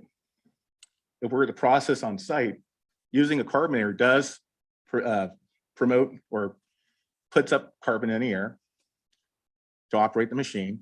And there's also other equipment that you need to put biomass into the carbonator. So the emissions that the carbonator would put out is 2.1 pounds of emissions. There's a big difference right there between 19 and 2.1 pounds of emissions that would be generated from the carbonator. Also, if we were to use a carbonator for a large scale project, for example, we have an RFP for Anthony Chabot. We have many acres of district land that needs to be processed. This is just an example. We could produce so much biomass that, or I should say biochar, that we could sequester 8,000 tons of CO2 from the atmosphere. And that's a lot of carbon that we would be able to sequester. So that's an added benefit of using equipment that produces biochar. The type of project we're talking about with Anthony Chabot, over totality of the project, we would produce 7,500 tons of biochar. A lot of biochar. And the district would be able to use that biochar for many uses on district land. And again, not only does it sequester carbon, it also has water retention functions for soil that you could use as an additive. Of course, this type of challenges that we're dealing with in fuels management couldn't be done without leading and working with many different partners. And we're very lucky and fortunate that we have partners like UC Berkeley, and we have partners like East Bay Mud that we get to work with. And we have very close relationships with both of those agencies. And we also have partners that we've done different projects work with. And an example of that is the North Orinda Fuel Break, where we partnered with Moraga Orinda Fire Department. And what you see here in front of you is the Grizzly Peak Strategic Ridgeline Fuel Break. What's interesting about this project is it goes through multiple cities, it goes through multiple counties, and it goes through multiple agencies' land. Sometimes when you do a fuel break, you'll have a fuel break on your property, but there's not a fuel break on the adjacent agency's property. In this situation here, we're able to collaborate, coordinate with other agencies, share resources so that we can build one long continuous fuel break that goes through different cities, counties, and other agencies' land. That's one of the current fuel breaks, and it's actually going to continue further in what you see here on this map. And I'm going to show you an example of the Grizzly Peak Ridgeline Strategic Fuel Break. The picture on the left is a picture of that fuel break that's not treated. The picture on the right is a picture of fuel break that's been treated. You can clearly see that picture on the right, you can see right through it. The brush is off the hillside. The trees have been limbed, and there's a huge difference between the left and the right photo. There's another picture here. Picture on the left, untreated. Picture on the right has been treated. From a fire perspective, if fire was to burn on the left, that fire would be happy, have lots of fuel. It would get established. It would start to slowly climb up the ladder fuels and get up into the canopy, and it would be a very established problematic fire. The picture on the right, fire is not going to be as happy. It's going to be struggling to grab fuel and to establish itself. And as we show up as firefighters to suppress that fire, we're going to be able to knock it out, put it out of its misery, and extinguish the fire. And so that's some of the differences of treated land versus land that is not treated. Chief Tiley is going to talk about regional and state strategy that we'll be working with. Okay, so again, we're going to get back to money. So currently we have got the full delegation support for state resource requests, and really leading that is State Assembly Mia Bonta. So we're getting a lot of support through that. We also have received as a direct allocation, we haven't received it yet, I'm sorry. As a direct allocation to the Park District, $10 million will be coming to us from the state budget. It's going to go through a pass-through, which is Cal Recycle, and that is still pending. We've had many successful site visits that I know Anna has been to. I know the GM has been to. Everything from California Natural Resource Agency Secretary Wade Crowfoot to Jessica Morse to Buffy Wicks. Trying to think of who else. A ton of support. The site visits are very helpful because it helps tell our story. It also shows that we're kind of leaders in this particular arena. We do collaborate with our other agencies, like Kari was mentioning, with UC Berkeley, with Moraga Orinda, with really any of the agencies around, City of Oakland, the Berkeley, but we are the leaders currently. And so a lot of folks are reaching out to us and asking, how did you do it? And it's great to be able to tell our story all the way from the site visits and drumming up support regionally and on a state level to actually the site visits and then the fruition of getting support via funding. So it's been very helpful. Introduction of Assembly Bill 2619, which involves ecologically sensitive vegetation management for fire reduction, and then ongoing funding after that. We have an application pending to federal state senator. I'm sorry, you guys. I've been battling a cold, not COVID. But it's support from Alex Padilla for 1.5 million to address this tree mortality issue. And then also when we do get the $10 million, we'll be putting that towards Anthony Chabot and Tilden, the two parks that we've got the greatest tree mortality that we're seeing. I think the biggest thing to say here to this group is just to let you know that we are really working on meeting these challenges, finding the best, most effective, most innovative way, frankly, to sequester the carbon. These cogen plans and biogen plans that Kari mentioned, they do take the carbon and use it most of the time. Other times it ends up as landfill. And as a leader in this particular issue, we'd like to not see that happen as much as possible. Our messaging has been and will continue to be that we are looking for the best, most effective ways to deal with this issue. Biochar, Kari covered. Biochar for the district, I think, would be used in a multitude of ways. One of the ways that I can think of, probably the largest way, is to our concessionaires at the golf courses. Biochar is being used by pretty innovative agencies all over the world as, I'm trying to think of the word. What do you call it when you're? Like an additive for soil? Fertilizer. That was the word I was looking for. Fertilizer. As fertilizer, and they're finding they don't have all. I mean, they're collecting the data right now. The science hasn't been validated necessarily yet, but they're finding that biochar can be used for the promotion of healthy lawns and healthy green areas all over the place without having to use many other things. And that means not just additives, other additives as far as fertilizer, but also herbicides. So that would be huge because we have a number of golf courses, but also the water retention, which is kind of a huge thing. And as we start to do areas that if we were to get funding for restoration, I can see how that might be widely used there.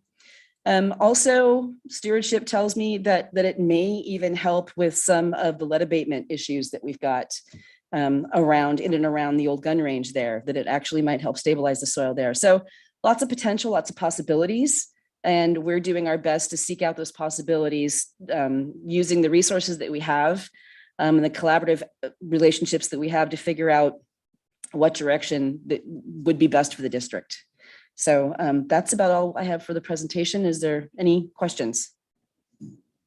President Coffey, if I may, just really quickly before we jump into questions, because I know that Chief Tiley is very modest, and so I just want to actually go on the record here and say that her entire team is doing an absolutely phenomenal job addressing what she likes to call the incident within the incident on this tree mortality issue. And really, this is crossing really the entire agency coming together in an interdivisional way to get creative and to, as Eileen said, to tell our story, be the leaders in the region on this.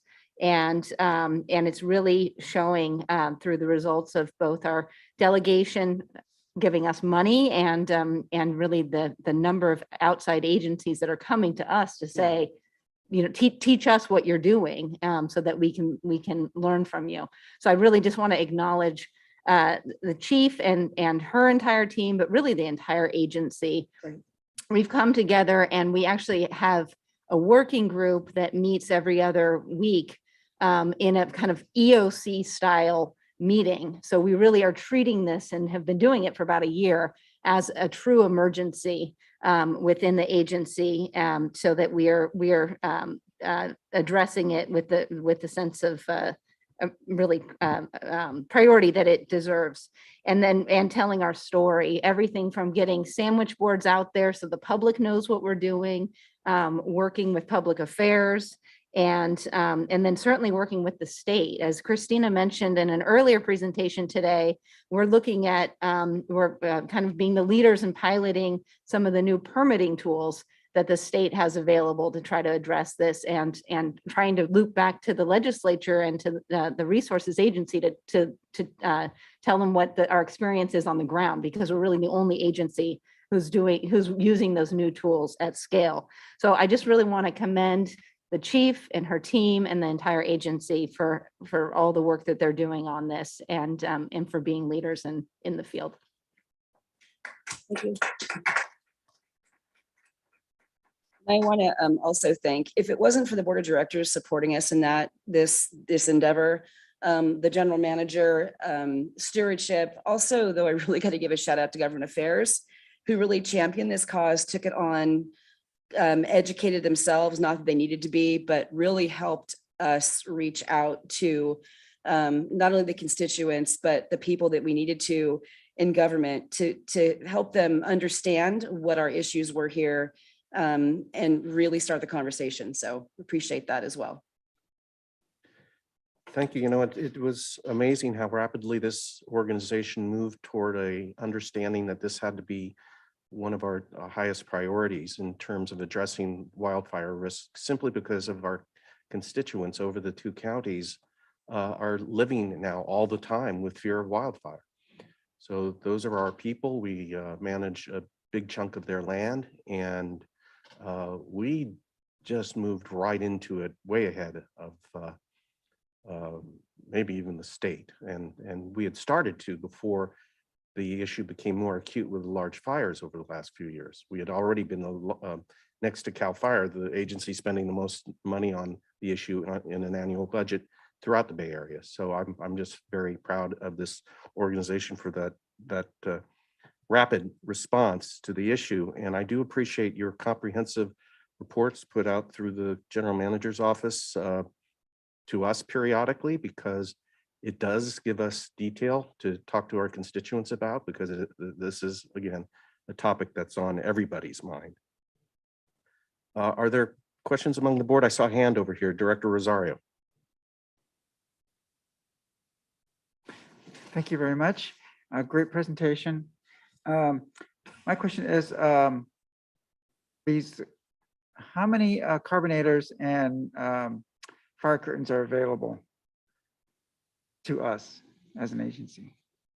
So that's a really good question. We've reached out to, there are only 2 carbonators currently in the United States operating. That one of them is in Florida. That does not mean, thank you, sorry. That does not mean that there aren't more available, but they're not going to move them around without some sort of a commitment. So, and because we're being thoughtful in this process, because we're using our resources, you know, stewardship, everybody else that's in this journey with us, operations. I mean, this is a big deal. This is kind of uncharted territory for the Park District as well as everybody else. So, you know, we need to do this right.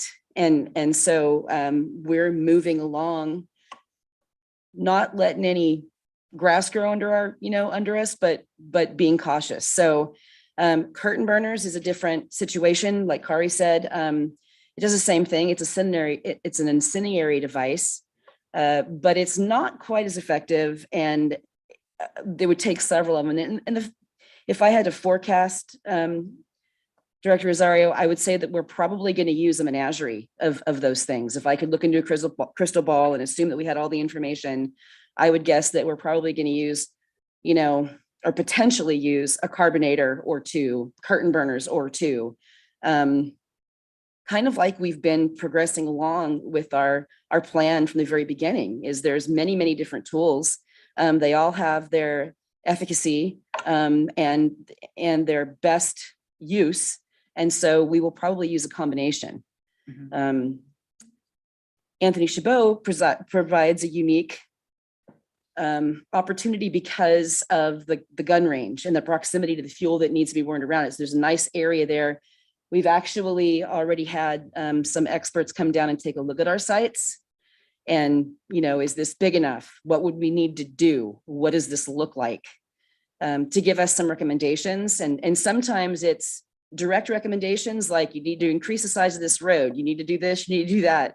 And sometimes it's We're not sure, but we've got a contact for somebody else who may know. So it's been bringing experts to us. It's been field trips with Assistant Chief Kari Haley and some of our fuels experts in the fire department and in stewardship to go and take a look at other operations that are happening close by that maybe are on a smaller scale and talk to those folks. What have been your successes? What have been your failures? If you could do this all over again, what would you think about? What would you consider?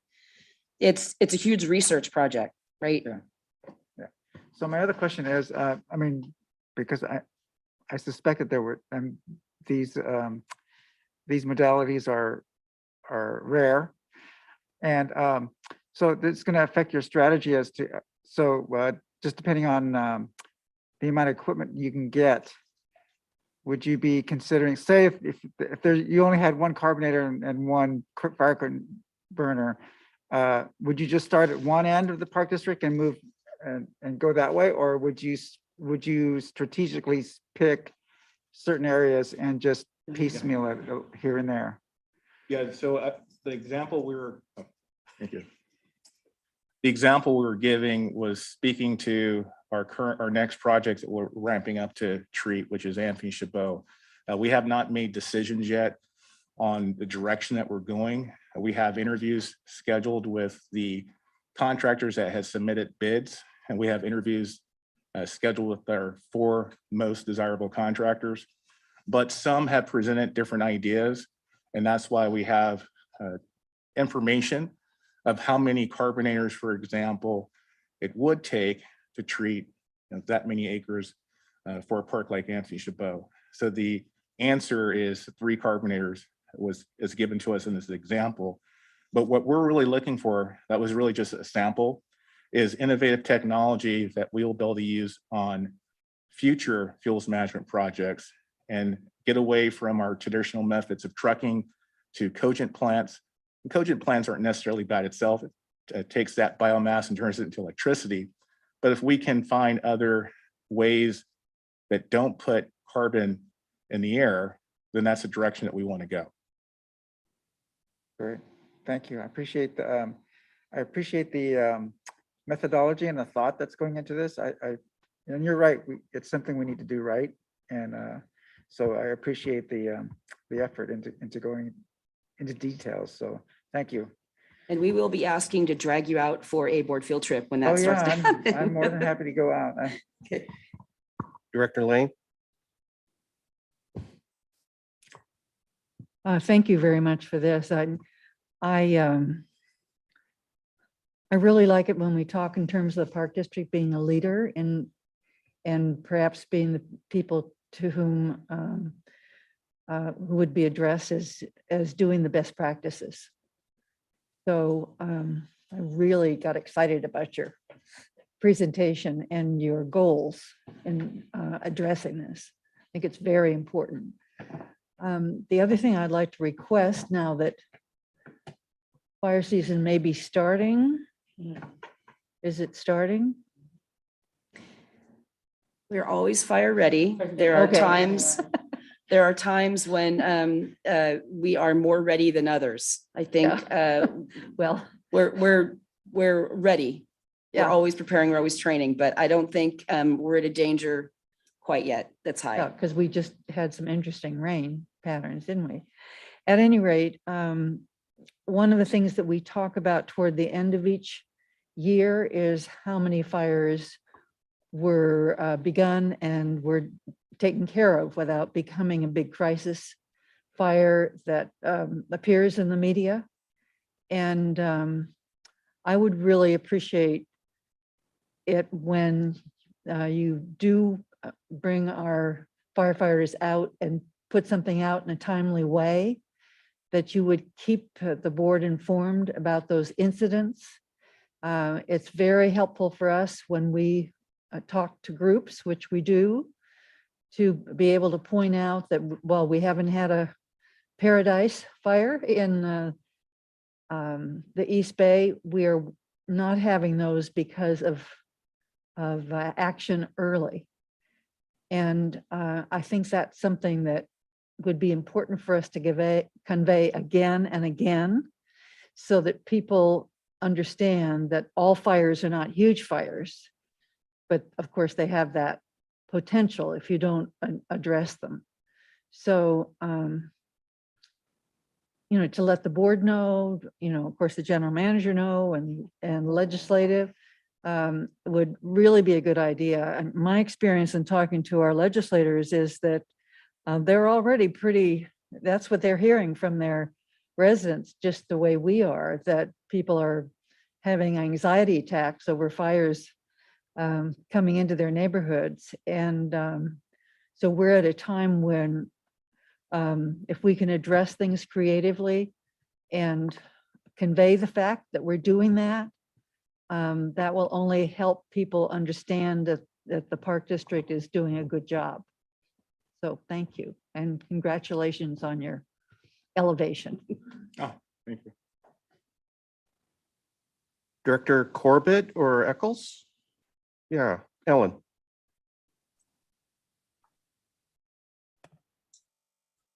Thank you. This is all the work you do is very impressive, and this is even more. And I just want to say, I'm just so impressed, and I hope all of our park users are too, that we have staff that, and we have leadership that believe that planning ahead is the most important thing to do. You know, obviously the historically is coming in and taking out a fire after it started. But what you're doing with the work, the mapping and the science, you know, just taking a look at what we have in our forests and what needs to be removed, that just shows that we're just taking it very serious and understanding how we can do what we can to stop a fire, or slow down a fire before it happens. We do now know that fires happen. They're not going to not happen, but it's just quite amazing. And we can be so proud of sharing the work that you are doing here at our park district with other park districts around the world, around the country, and show them that things can be done to save the land, to save people, to save their houses. It's just so impressive just to hear the science piece, the types of you know, equipment and plans that need to be put together, as opposed to just making sure you can turn on the water when you need it.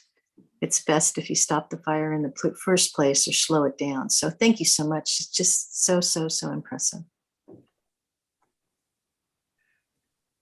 Thank you, Director Eccles. Yeah, well, I'd like to commend Chief Tiley and her team, and also congratulations to our new Assistant Chief. Really pleased, great presentation, and welcome in your new role, although not new to the district. But I did want to just to say that Chief Tiley, you know, your leadership in both, first of all, identifying this issue. I mean, we really led the state thanks to her efforts and her teams in terms of identifying the problem of the tree die-off, and then expanding that awareness, raising that awareness around the state. And now I'm just so proud that we're at the cutting edge of developing solutions and implementing solutions to address this issue, because it is obviously very challenging and very expensive. And but I'm so glad that you're doing this in a way that's both effective and as cost effective as possible, but also as environmentally sensitive as possible. So really appreciate the great work. And I also have been pleased to be able to attend several of these site visits with our government officials, and really it's amazing to see out in the field, you know, what you're doing, and it's so important to have the folks who can help us get the money to implement these solutions, to really see the work that we're doing and ask their questions and see the scope of the problem, and want to thank Government Affairs for that role in that as well. So thanks all around. Thank you.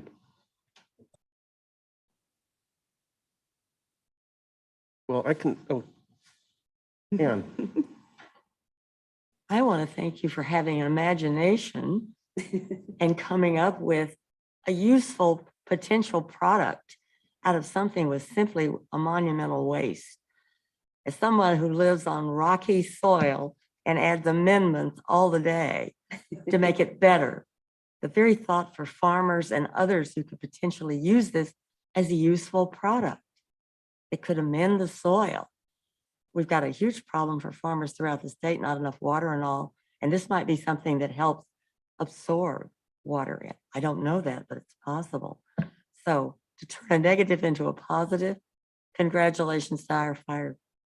Well, thank you, Director. It wasn't our brainchild, I know, but but we you're- listened you're- well to others. We got a lot for them to work on, right here in our land. Absolutely. And you're on top of it. Congratulations.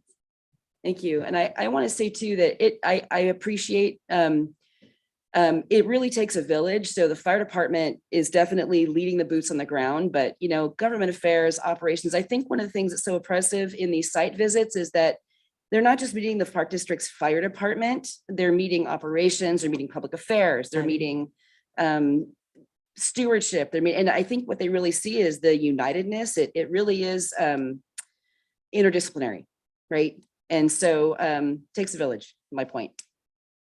So. Director Waspi?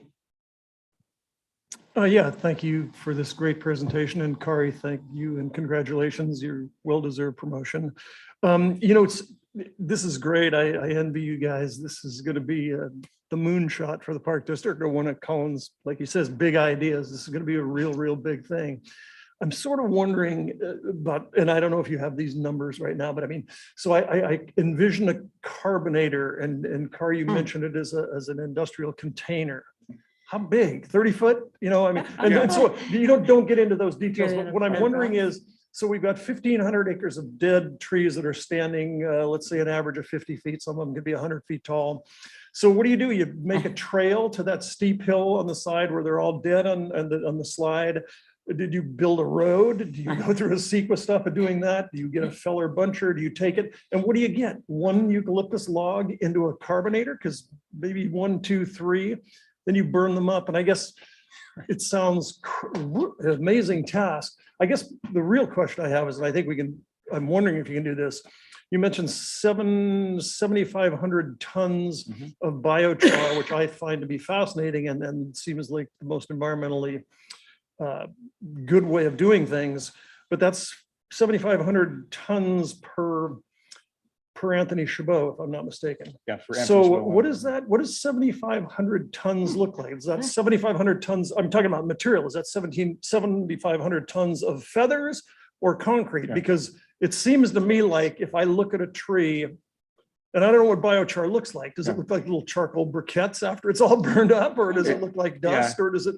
And how far is that going to go? Do we have enough room to put 7,500 tons of biochar around? Can we spread that much out? So but we don't know. I just want to say we don't know. We don't know. We're still gathering information. So there's 2 questions I want to answer just for the board in general. As far as the carbonator, that was a great question. It is about roughly 40 feet of like a cargo container, or imagine like the back of a box truck or semi truck with 40 feet, or maybe a commercial dumpster that you would see in one of our parks or corporation yards.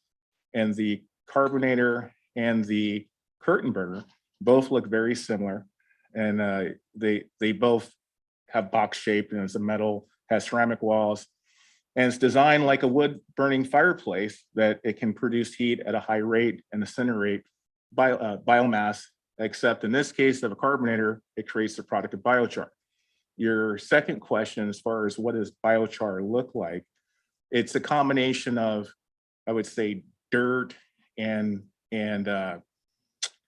mulch or chips, but it's a dark brown substance, and it's thicker than normal dirt, but it's in between mulch and dirt, roughly. All right. Think peat, like in Ireland, the peat bogs. Sure. Think peat crossed with like a Presto log, but it's in a brick form. All right, cool. And then finally, when you show your slide, your famous slide of all the beautiful red dead eucalyptus groves in Anthony Chabot, and there seem to be bunched together. And then Kari, when you juxtapose a non-treated fuels Gilbreth, but pod, what do we call those darn things? like plantation. Yeah, grove? plantation, or I was the things we number, LC10, what, it doesn't matter. RTA. Yeah, so when you treat them, they look beautiful because you cut out everything around it and you have these beautiful 12-inch or above diameter trees. They look gorgeous, and you say you can see through them. They're beautiful. How is it going to look? Because these seem to be all dead together. Are you going to leave some dead ones standing? Because it's true, one dead tree standing is probably not going to create an incredible crown fire. Or do you plan on just, is it going to be a clear cut? Or are we going to continue to do the recovery aspect of it and replant? Yeah, so you may have noticed that we stopped using the term dead. And now we're saying dying. Sleeping. Because in many cases, the trees are not quite dead, but they are dying. And then we have specifications, for example, that will retain trees that are higher in 24-inch DBH, and that we remove thinner trees, and we're looking for spaces roughly between 20 and 30 feet based off our wildfire hazard reduction and resource management plan specifications. And so we are definitely do not clear cut because we are a resource management agency that we need to have habitat protection for all the different species that we have here and we want to protect. And so the treatment result will be a healthier forest once we're done with treating those lands. Great. Thank you. I think it's a great project and I look forward to seeing it. All right. Thank you very much. Very good presentation, very good discussion. And one more from Director Rosario. Just a follow-up question to the biochar. Couldn't we use a lot of that biochar actually on site as a restoration effort? Yes. Once we log those trees out? Yes. Yeah. Cool. Director Corbett. I'm sorry I didn't ask this question earlier, but after thinking about everything you said and looking at the photos and the maps, with the eucalyptus, which appear to be something that burns and is problematic, and we remove those, do we do something else that stops additional forests of eucalyptus coming back? Do we remove seeds or seedlings? Are we trying to discourage eucalyptus and allow something that's a little more native to the area that might not be as burnable, as flammable? Is that something we think about? We work in fire, we work in conjunction with stewardship, and stewardship has different practices that they put in place when it comes to treatment after we've removed trees or thinned them, so that we can make sure that the treatment that we do is efficient and we don't just have to come back the next year because everything is grown back. And we basically are working with our stewardship members when it comes to the specifications and type of treatment, or I should say the type of herbicide that we would use for treating different eucalyptus groves. And we're looking for a type of grove that is spaced so that roughly you're looking for 20 to 30 feet spacing. And imagine when you have any type of pathogen and people or trees are congested, pathogens can spread more easily.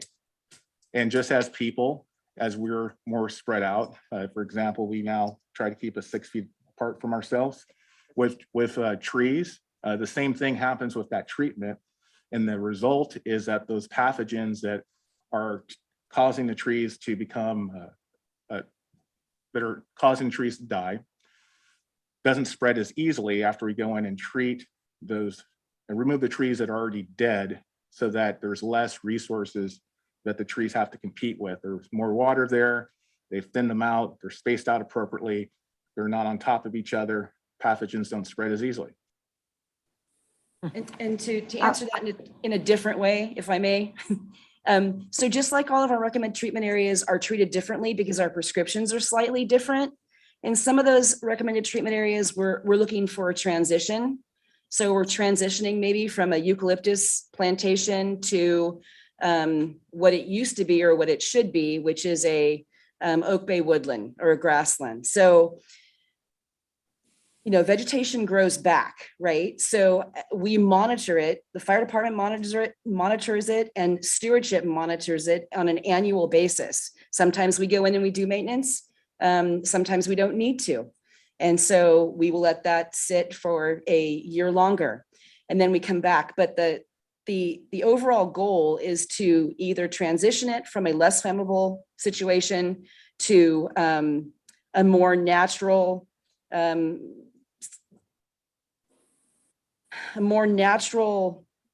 kind of setting where if a fire does come through, it will be more survivable. So the tree die-off really has been focused primarily in our old plantations, and they're unhealthy anyway. So a great example of that is if you stand at Anthony Chabot, you look north, you see area that's been untreated. It's a plantation, it's brown. If you look to the south, you'll see the early work that we did in 2013 in the campground at Anthony Chabot, and it's still been thinned. It could be thinned more, again, time has passed. But all the trees in there are not showing signs of this, kind of drought distress. They look much healthier. So kind of that's become our model of not only are we doing fuels reduction work, but how can we create resiliency? And so when we go to do maintenance and we step in every year now, both stewardship and the fire department are looking at, okay, it's not just now about reducing fuels, it's about forest health and resiliency in case of not just fires, but climate change. I mean, really, I think other agencies, I've had two calls, and I put up 3 fingers. It's the end of my day. I've had a multitude of calls regarding how are we doing this from other agencies looking to us as leaders. But recently the calls have been, okay, we now realize that we need to do fuels management, and they're not just learning from us, they're reading the same science we are. We know now that we need to do fuels management, not just because of fires, but because climate change is coming in and it's destroying some of our forests, and it's destroying the forests that we haven't done any management in for a very long time. So that's the question that's being asked now is, and that's kind of what we figured out almost inherently as we were going through this process is, okay, we're reducing fuels because we want to prevent a catastrophic fire from happening, in our wildland urban interface and the lands that we manage. But in addition to that, now we're seeing we've got death in areas or dying, sorry, in areas that we have not managed. And we have trees that are doing well and are quite resilient to climate change, at least in this particular instance, where we've gone in and managed our resources. So it's an interesting kind of, we started here and we started going like this, and now we're kind of on the same path. The two issues have really come together for us. Does that answer your question, or did I go a little off the reservation on that one? No. Oh, yes. And again, very impressive. It's like looking ahead. It's, you are the bold and beyond firefighters looking at science as well as putting out a fire, stopping it in the first place, having the right things growing.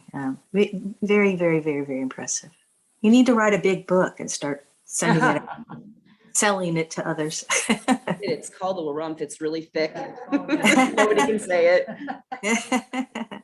Chief, in the last report we got on the mortality issues, there was a section devoted to a pilot project. It was described as a pilot program for restoration. And I think it's all what you were just describing, but we do have it organized in something called a pilot program. Is that correct? All right, and this is kind of the launching point that we used for going to our state legislators and asking them, and I think successfully as a delegation to seek $8 million for restoration projects along the lines you just spoke to. That's correct. All right, with that, thank you again. Yeah. I Thank think you. we ought to film it. Let the world see it. Yeah, there's just a continuity to this whole issue that we have integrated. Great presentation. Very impressive. Counselor, any announcements from closed session? Nothing to report, President Coffey. All right, thank you. On board committee reports, Director Waspy, any augmentation to the Finance Committee report? None unless there are any questions. Any questions? How about Legislative Committee, Elizabeth? I have nothing further. And that brings us to board comments. Folks, ready with their monthly comments before we bring a close to the meeting? I'm ready. Who said that? Ellen, Director Corbett. You're on. And then we'll go to Director Eccles and Director Lane.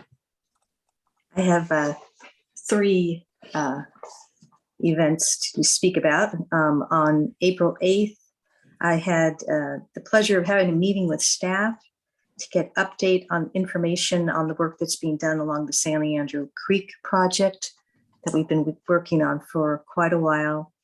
Had the opportunity to meet with Steve Castile and Kathy Kernbeck in order to get prepared for a more general meeting that we had on April 11th with the San Leandro Creek Alliance meeting, where we had the opportunity to be just fill them in on what we're, we've already planned to do if the things are removed that will allow us to do the work we want to do along the creek area. We're waiting for some approvals on being able to pass by bridges underneath other bridges so that we can do this work. But that meeting was very important because we had organizations from around the area talk about what they're doing, and we're going to continue to have these meetings. We have been having these meetings for many, many months. We're going to start having these every quarter so we can keep up and let everybody else know the work that's getting done, the positive work that's getting done in that area. And then on April 12th, we had our operations committee meeting, and it was a great meeting. I don't have too much more to say about that, but more excellent work being done by our hardworking folks to keep the Park District doing well. So those are my 3 meetings I went to since our last meeting. Thank you. Director Eccles? Great, thank you very much. Well, I have continued to have conversations with various stakeholders regarding Point Malate, and really appreciate everybody's interest in that. And I also met with staff yesterday regarding the upcoming workshop for Jewel Lake, and appreciated the very detailed pre-briefing on that. And I would like to really just encourage the public to come to this workshop on Thursday night at 6:30 to 8 o'clock this Thursday. It's a big deal. The staff will be presenting 2 quite different options. One, to preserve Jewel Lake as an open body of water and provide a bypass to facilitate fish passage. And the other option to restore Wildcat Creek to its more natural, the way it originally was, by removing the dam. And so that would, basically removing the dam and the lake.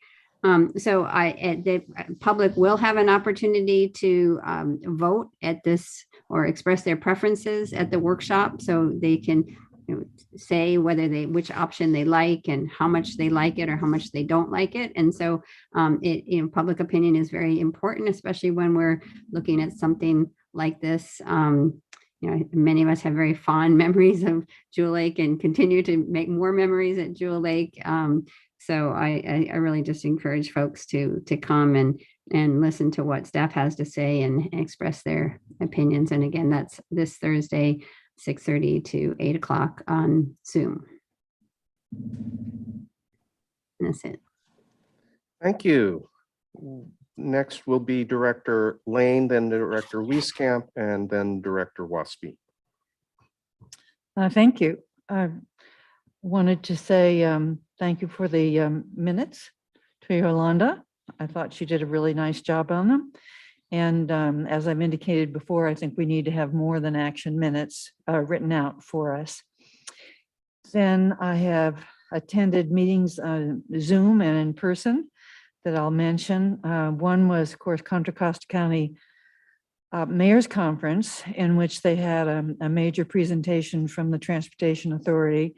And one of the activities they're doing that they were very proud of and said was being recognized nationally was the experiments with driverless cars on Concord Naval Weapons Station. And they didn't mention the Park District at all, or any of the challenges that are there, but they were very proud of the that project. Then I attended the executive committee. I watched a huge number of people go on the Las Trampas Ridgelands hike for breast cancer that brought a whole lot of people through Danville and up to Las Trampas. Had a meeting with some of the PAC members in Central County, Bob Carlin and Michelle. And I sent a memo after that meeting on talking about some of the things they requested. You know, and I thought they were very thoughtful about it. So as we, I think we're going to examine the PAC and see if we want to keep the same composition, more, fewer. But they also said they'd like to have a little more focus on the trail using trail user group follow-up because they want to be really helpful, and the recommendations that came out of that group were quite extensive. So they wanted to have a little better focus, and they'd like to participate in deciding what that focus is. Then on Saturday, leaving my house with a downpour, I went to Thurgood Marshall for a tour of south of Bailey Road, which the naturalist staff were leading. And as I got there, the rain gave up, and it was just a lovely day, a little wet, because I think at one point the naturalist said, so we're taking this 5-mile hike and part of it will be bushwhacking through some grasses, and everybody but me said, oh boy. And I didn't really do the whole hike, but I was there for part of it. Then I attended the pre-board meeting yesterday and went to Yosemite last week, which was in the middle of spring, I will say, snow, sun, and a little rain. I enjoyed the Backroads program that was featured on Sunday. I think they do a wonderful job of editing things so that everybody sounds really reasonable, and beautiful pictures of the park district. So I appreciated that. And then I do want to say that it would be helpful for me if we could figure out some way to allow our speakers to speak without a mask, because I am having problems hearing all of their answers as well as the program. And I talked to Dr. Alvarez a little bit about it, and I think it might be complicated, but then again, maybe it wouldn't be. So it would just be helpful to me, and I think probably just some other members of the board, to be sure we heard everything. And then finally, I just want to say about our Native people's recognition that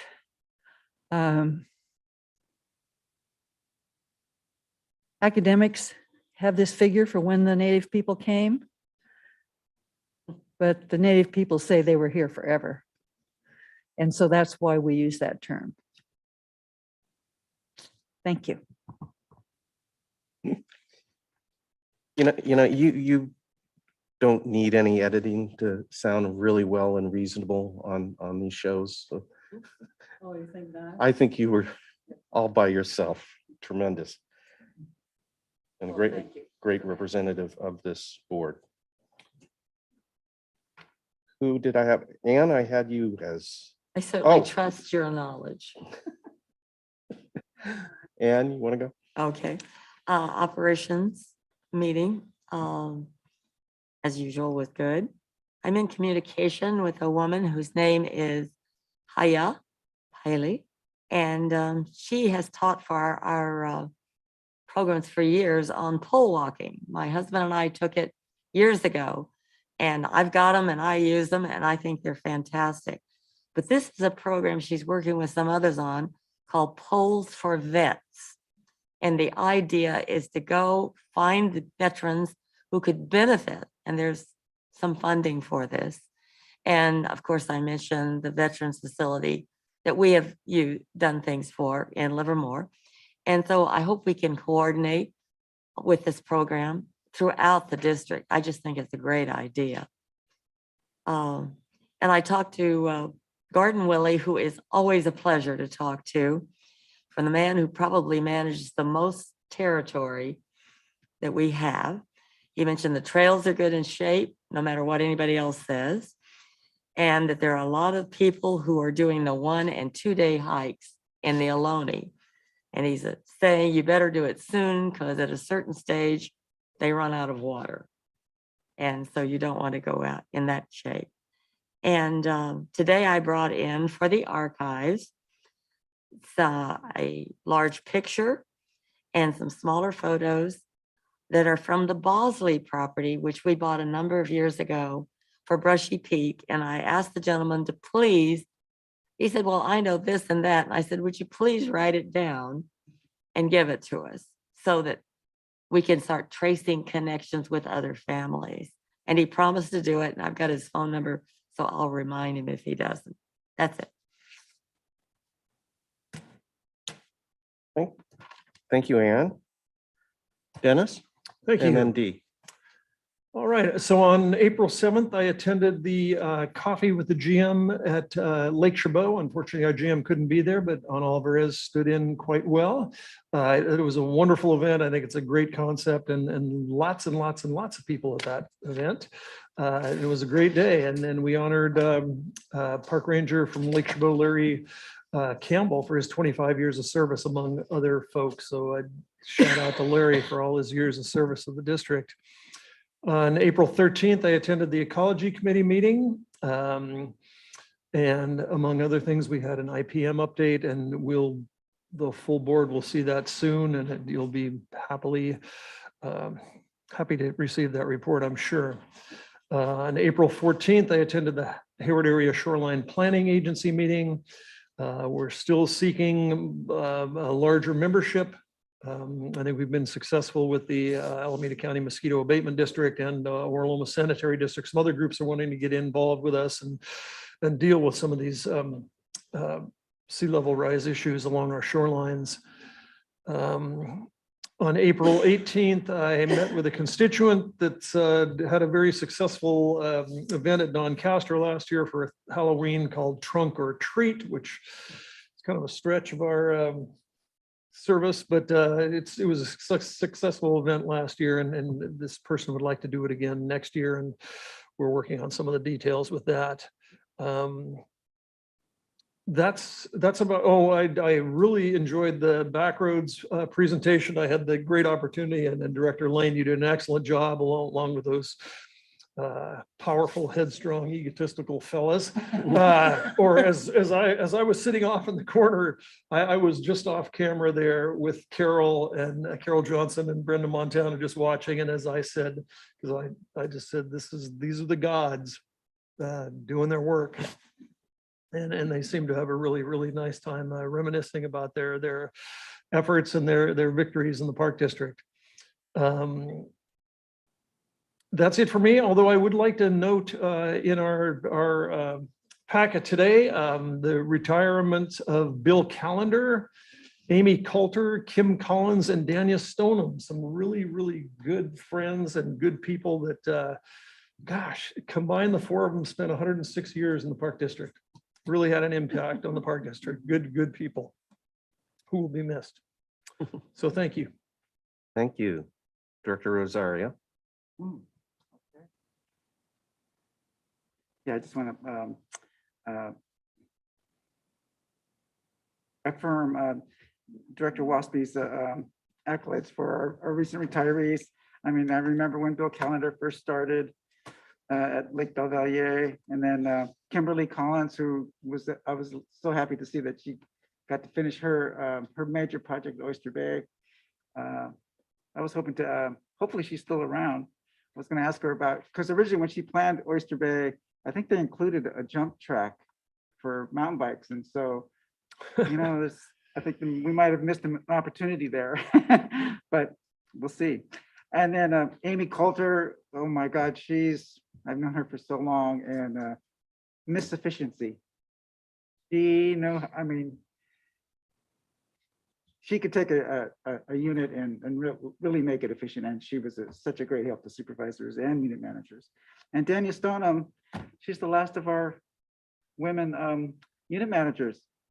I hope she's not the last, but she was incredible. I mean, she started as a gate attendant at Lake Belvedere, and she got to be a unit manager. Great story. I mean, the Park District is full of great stories, and these four encompass all of that. So congratulations to those four.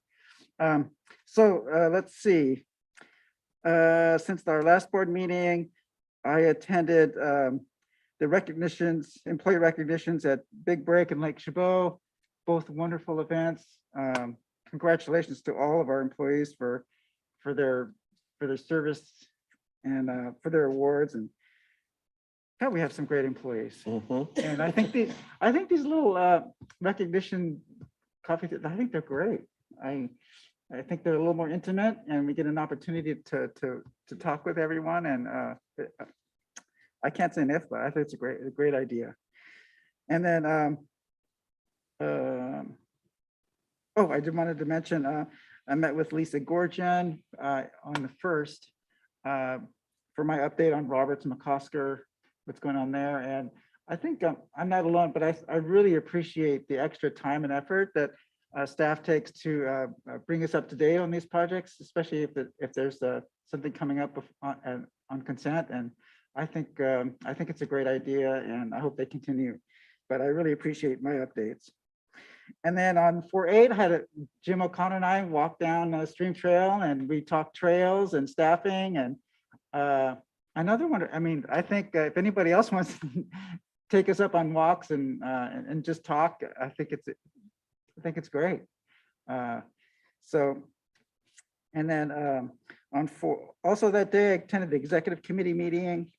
The future agendas, I thought that Dr. Ana Alvarez presented was a great idea. And so we have an idea of what to look forward to in the future.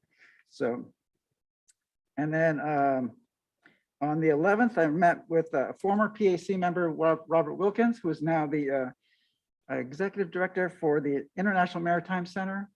And he was seeking some help possibly with some major events at the center, and they highlight the history of seafarers for people of color. And so he's developed a couple of programs, one for Black seafarers in the East Bay, and also throughout the country. He stated that, you know, the Underground Railroad is very well known now, that slaves escaped from slavery through the Underground Railroad, but there was 10 times more people escaped by sea. And he brings that to light, and these programs he's developed, and he's also developed a program for Asian Pacific Islanders as well. So I'm hoping we can incorporate some of those programs and maybe give him a little hand with his program in advertising it. So that's coming up in May. And then went with the Director Corbett, extended the Salamander Creek extension. We're all kind of on hold. We're just waiting for negotiations with the railroad, but for our part, we're ready and waiting to do what we need to do when that opens up.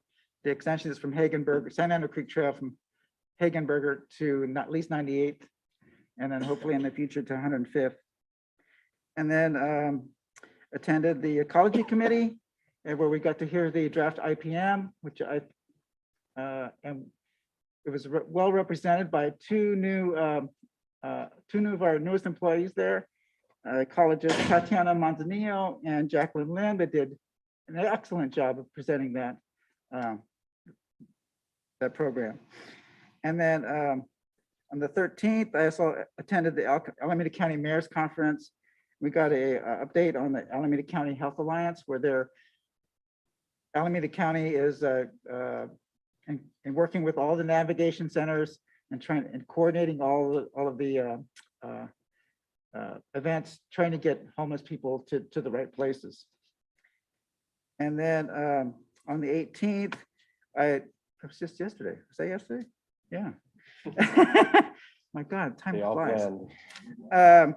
Attended the appreciation lunch for the Trails User Working Group at the Brazilian Room. What a wonderful event and a great way to thank the members of this, the people that attended this working group.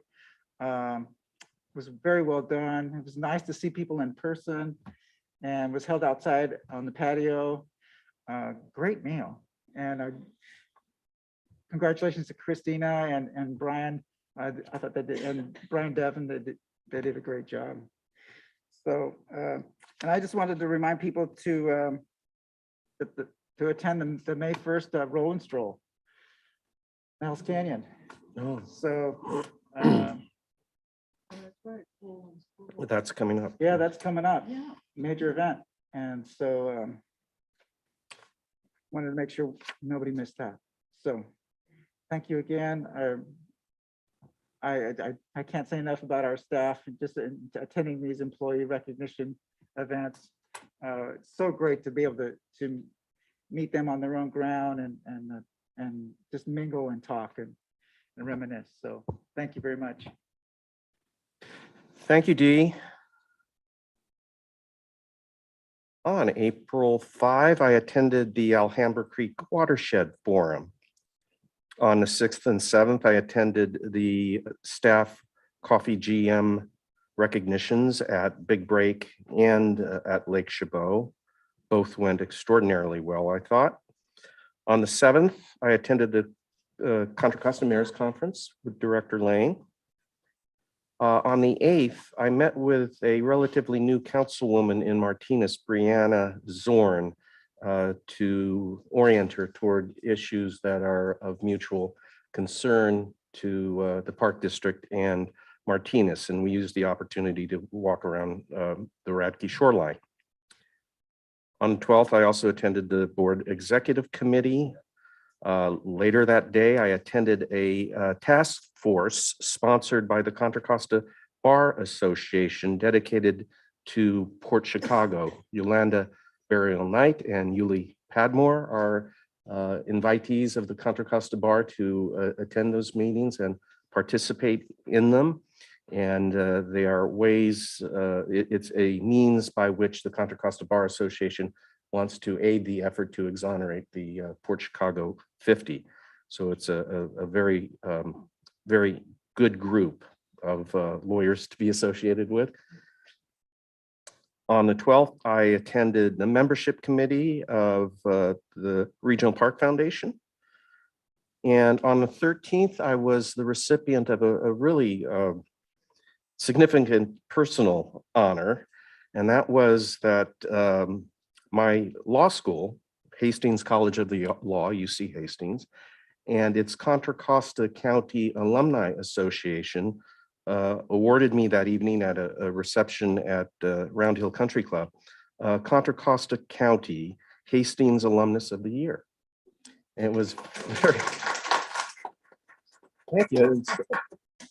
you know, when it's your own school, that's a really cool thing to experience. And, you know, once again, it was a recognition of the work this park district does, because they thought it worthy of that kind of recognition. Usually Hastings is a large law school, and there are plenty of judges in Contra Costa County that are Hastings alum, and those are usually the recipients of this award. So it was a little out of the ordinary, and I was very much touched by it and had my family and some friends there. On the 16th, another real nice development, Saturday. Late Saturday morning, I got an email and learned that later in the afternoon on Saturday, the Rosie the Riveter Trust, associated with the Rosie the Riveter Memorial in Richmond, they were having at the historic Craneway Pavilion a celebration of the retirement of Ranger Betty Reed Soskin at the age of 100. I read this and I said, oh my God, I got to go to that. And it was very much worthy. There was a couple hundred people there. And the key speakers were the new superintendent of the National Parks for the East Bay. Her name is Kay Lynn Berry. She'd been on the job 11 days from being superintendent of the Congaree National Park in South Carolina. So she spoke, and the new director of the National Park Service, Charles Chuck Sams, was the keynote speaker. And I was thinking the general manager and governmental affairs chief would be proud of me, because I avoided my normal shyness. And right when the speakers were through, I shot up to these people and introduced myself to them. I told Director Sams the 30-second elevator pitch on what the East Bay Regional Park District was all about. And he nodded and smiled. And then I started talking about the joint venture, the partnership we have with NPS for the Port Chicago Memorial themed visitor center at Thurgood Marshall. And he actually started listening to me at that point. And I learned that it was a very interesting reason he started his ears pricked up, because they were apparently, they being Kaylin Berry and Director Sams and National Park Service staff, after that event were on their way to the Port Chicago Memorial. And I was told he was going to be briefed about the partnership with the East Bay Parks. He was going to be shown where our properties were for the park district. So the national director was up to the timing that, you know, there was some kind of karma going to, one, get me to go there, and two, get up the nerve to just introduce myself to the new national parks director. And it was a very good experience on top of being part of a ceremony of Betty Reed Soskin's career, and everyone talking about it and making sure the park district was recognized. Mark Desaulnier introduced me so that there was recognition of the park district's attendance there, and a number of our people were in that audience. She's touched a lot of people. So with that, I think that brings my list to an end. And are there any other matters that should be discussed before we close out the meeting? I'll look at the room on Zoom. All right, we are adjourned. Thank you all.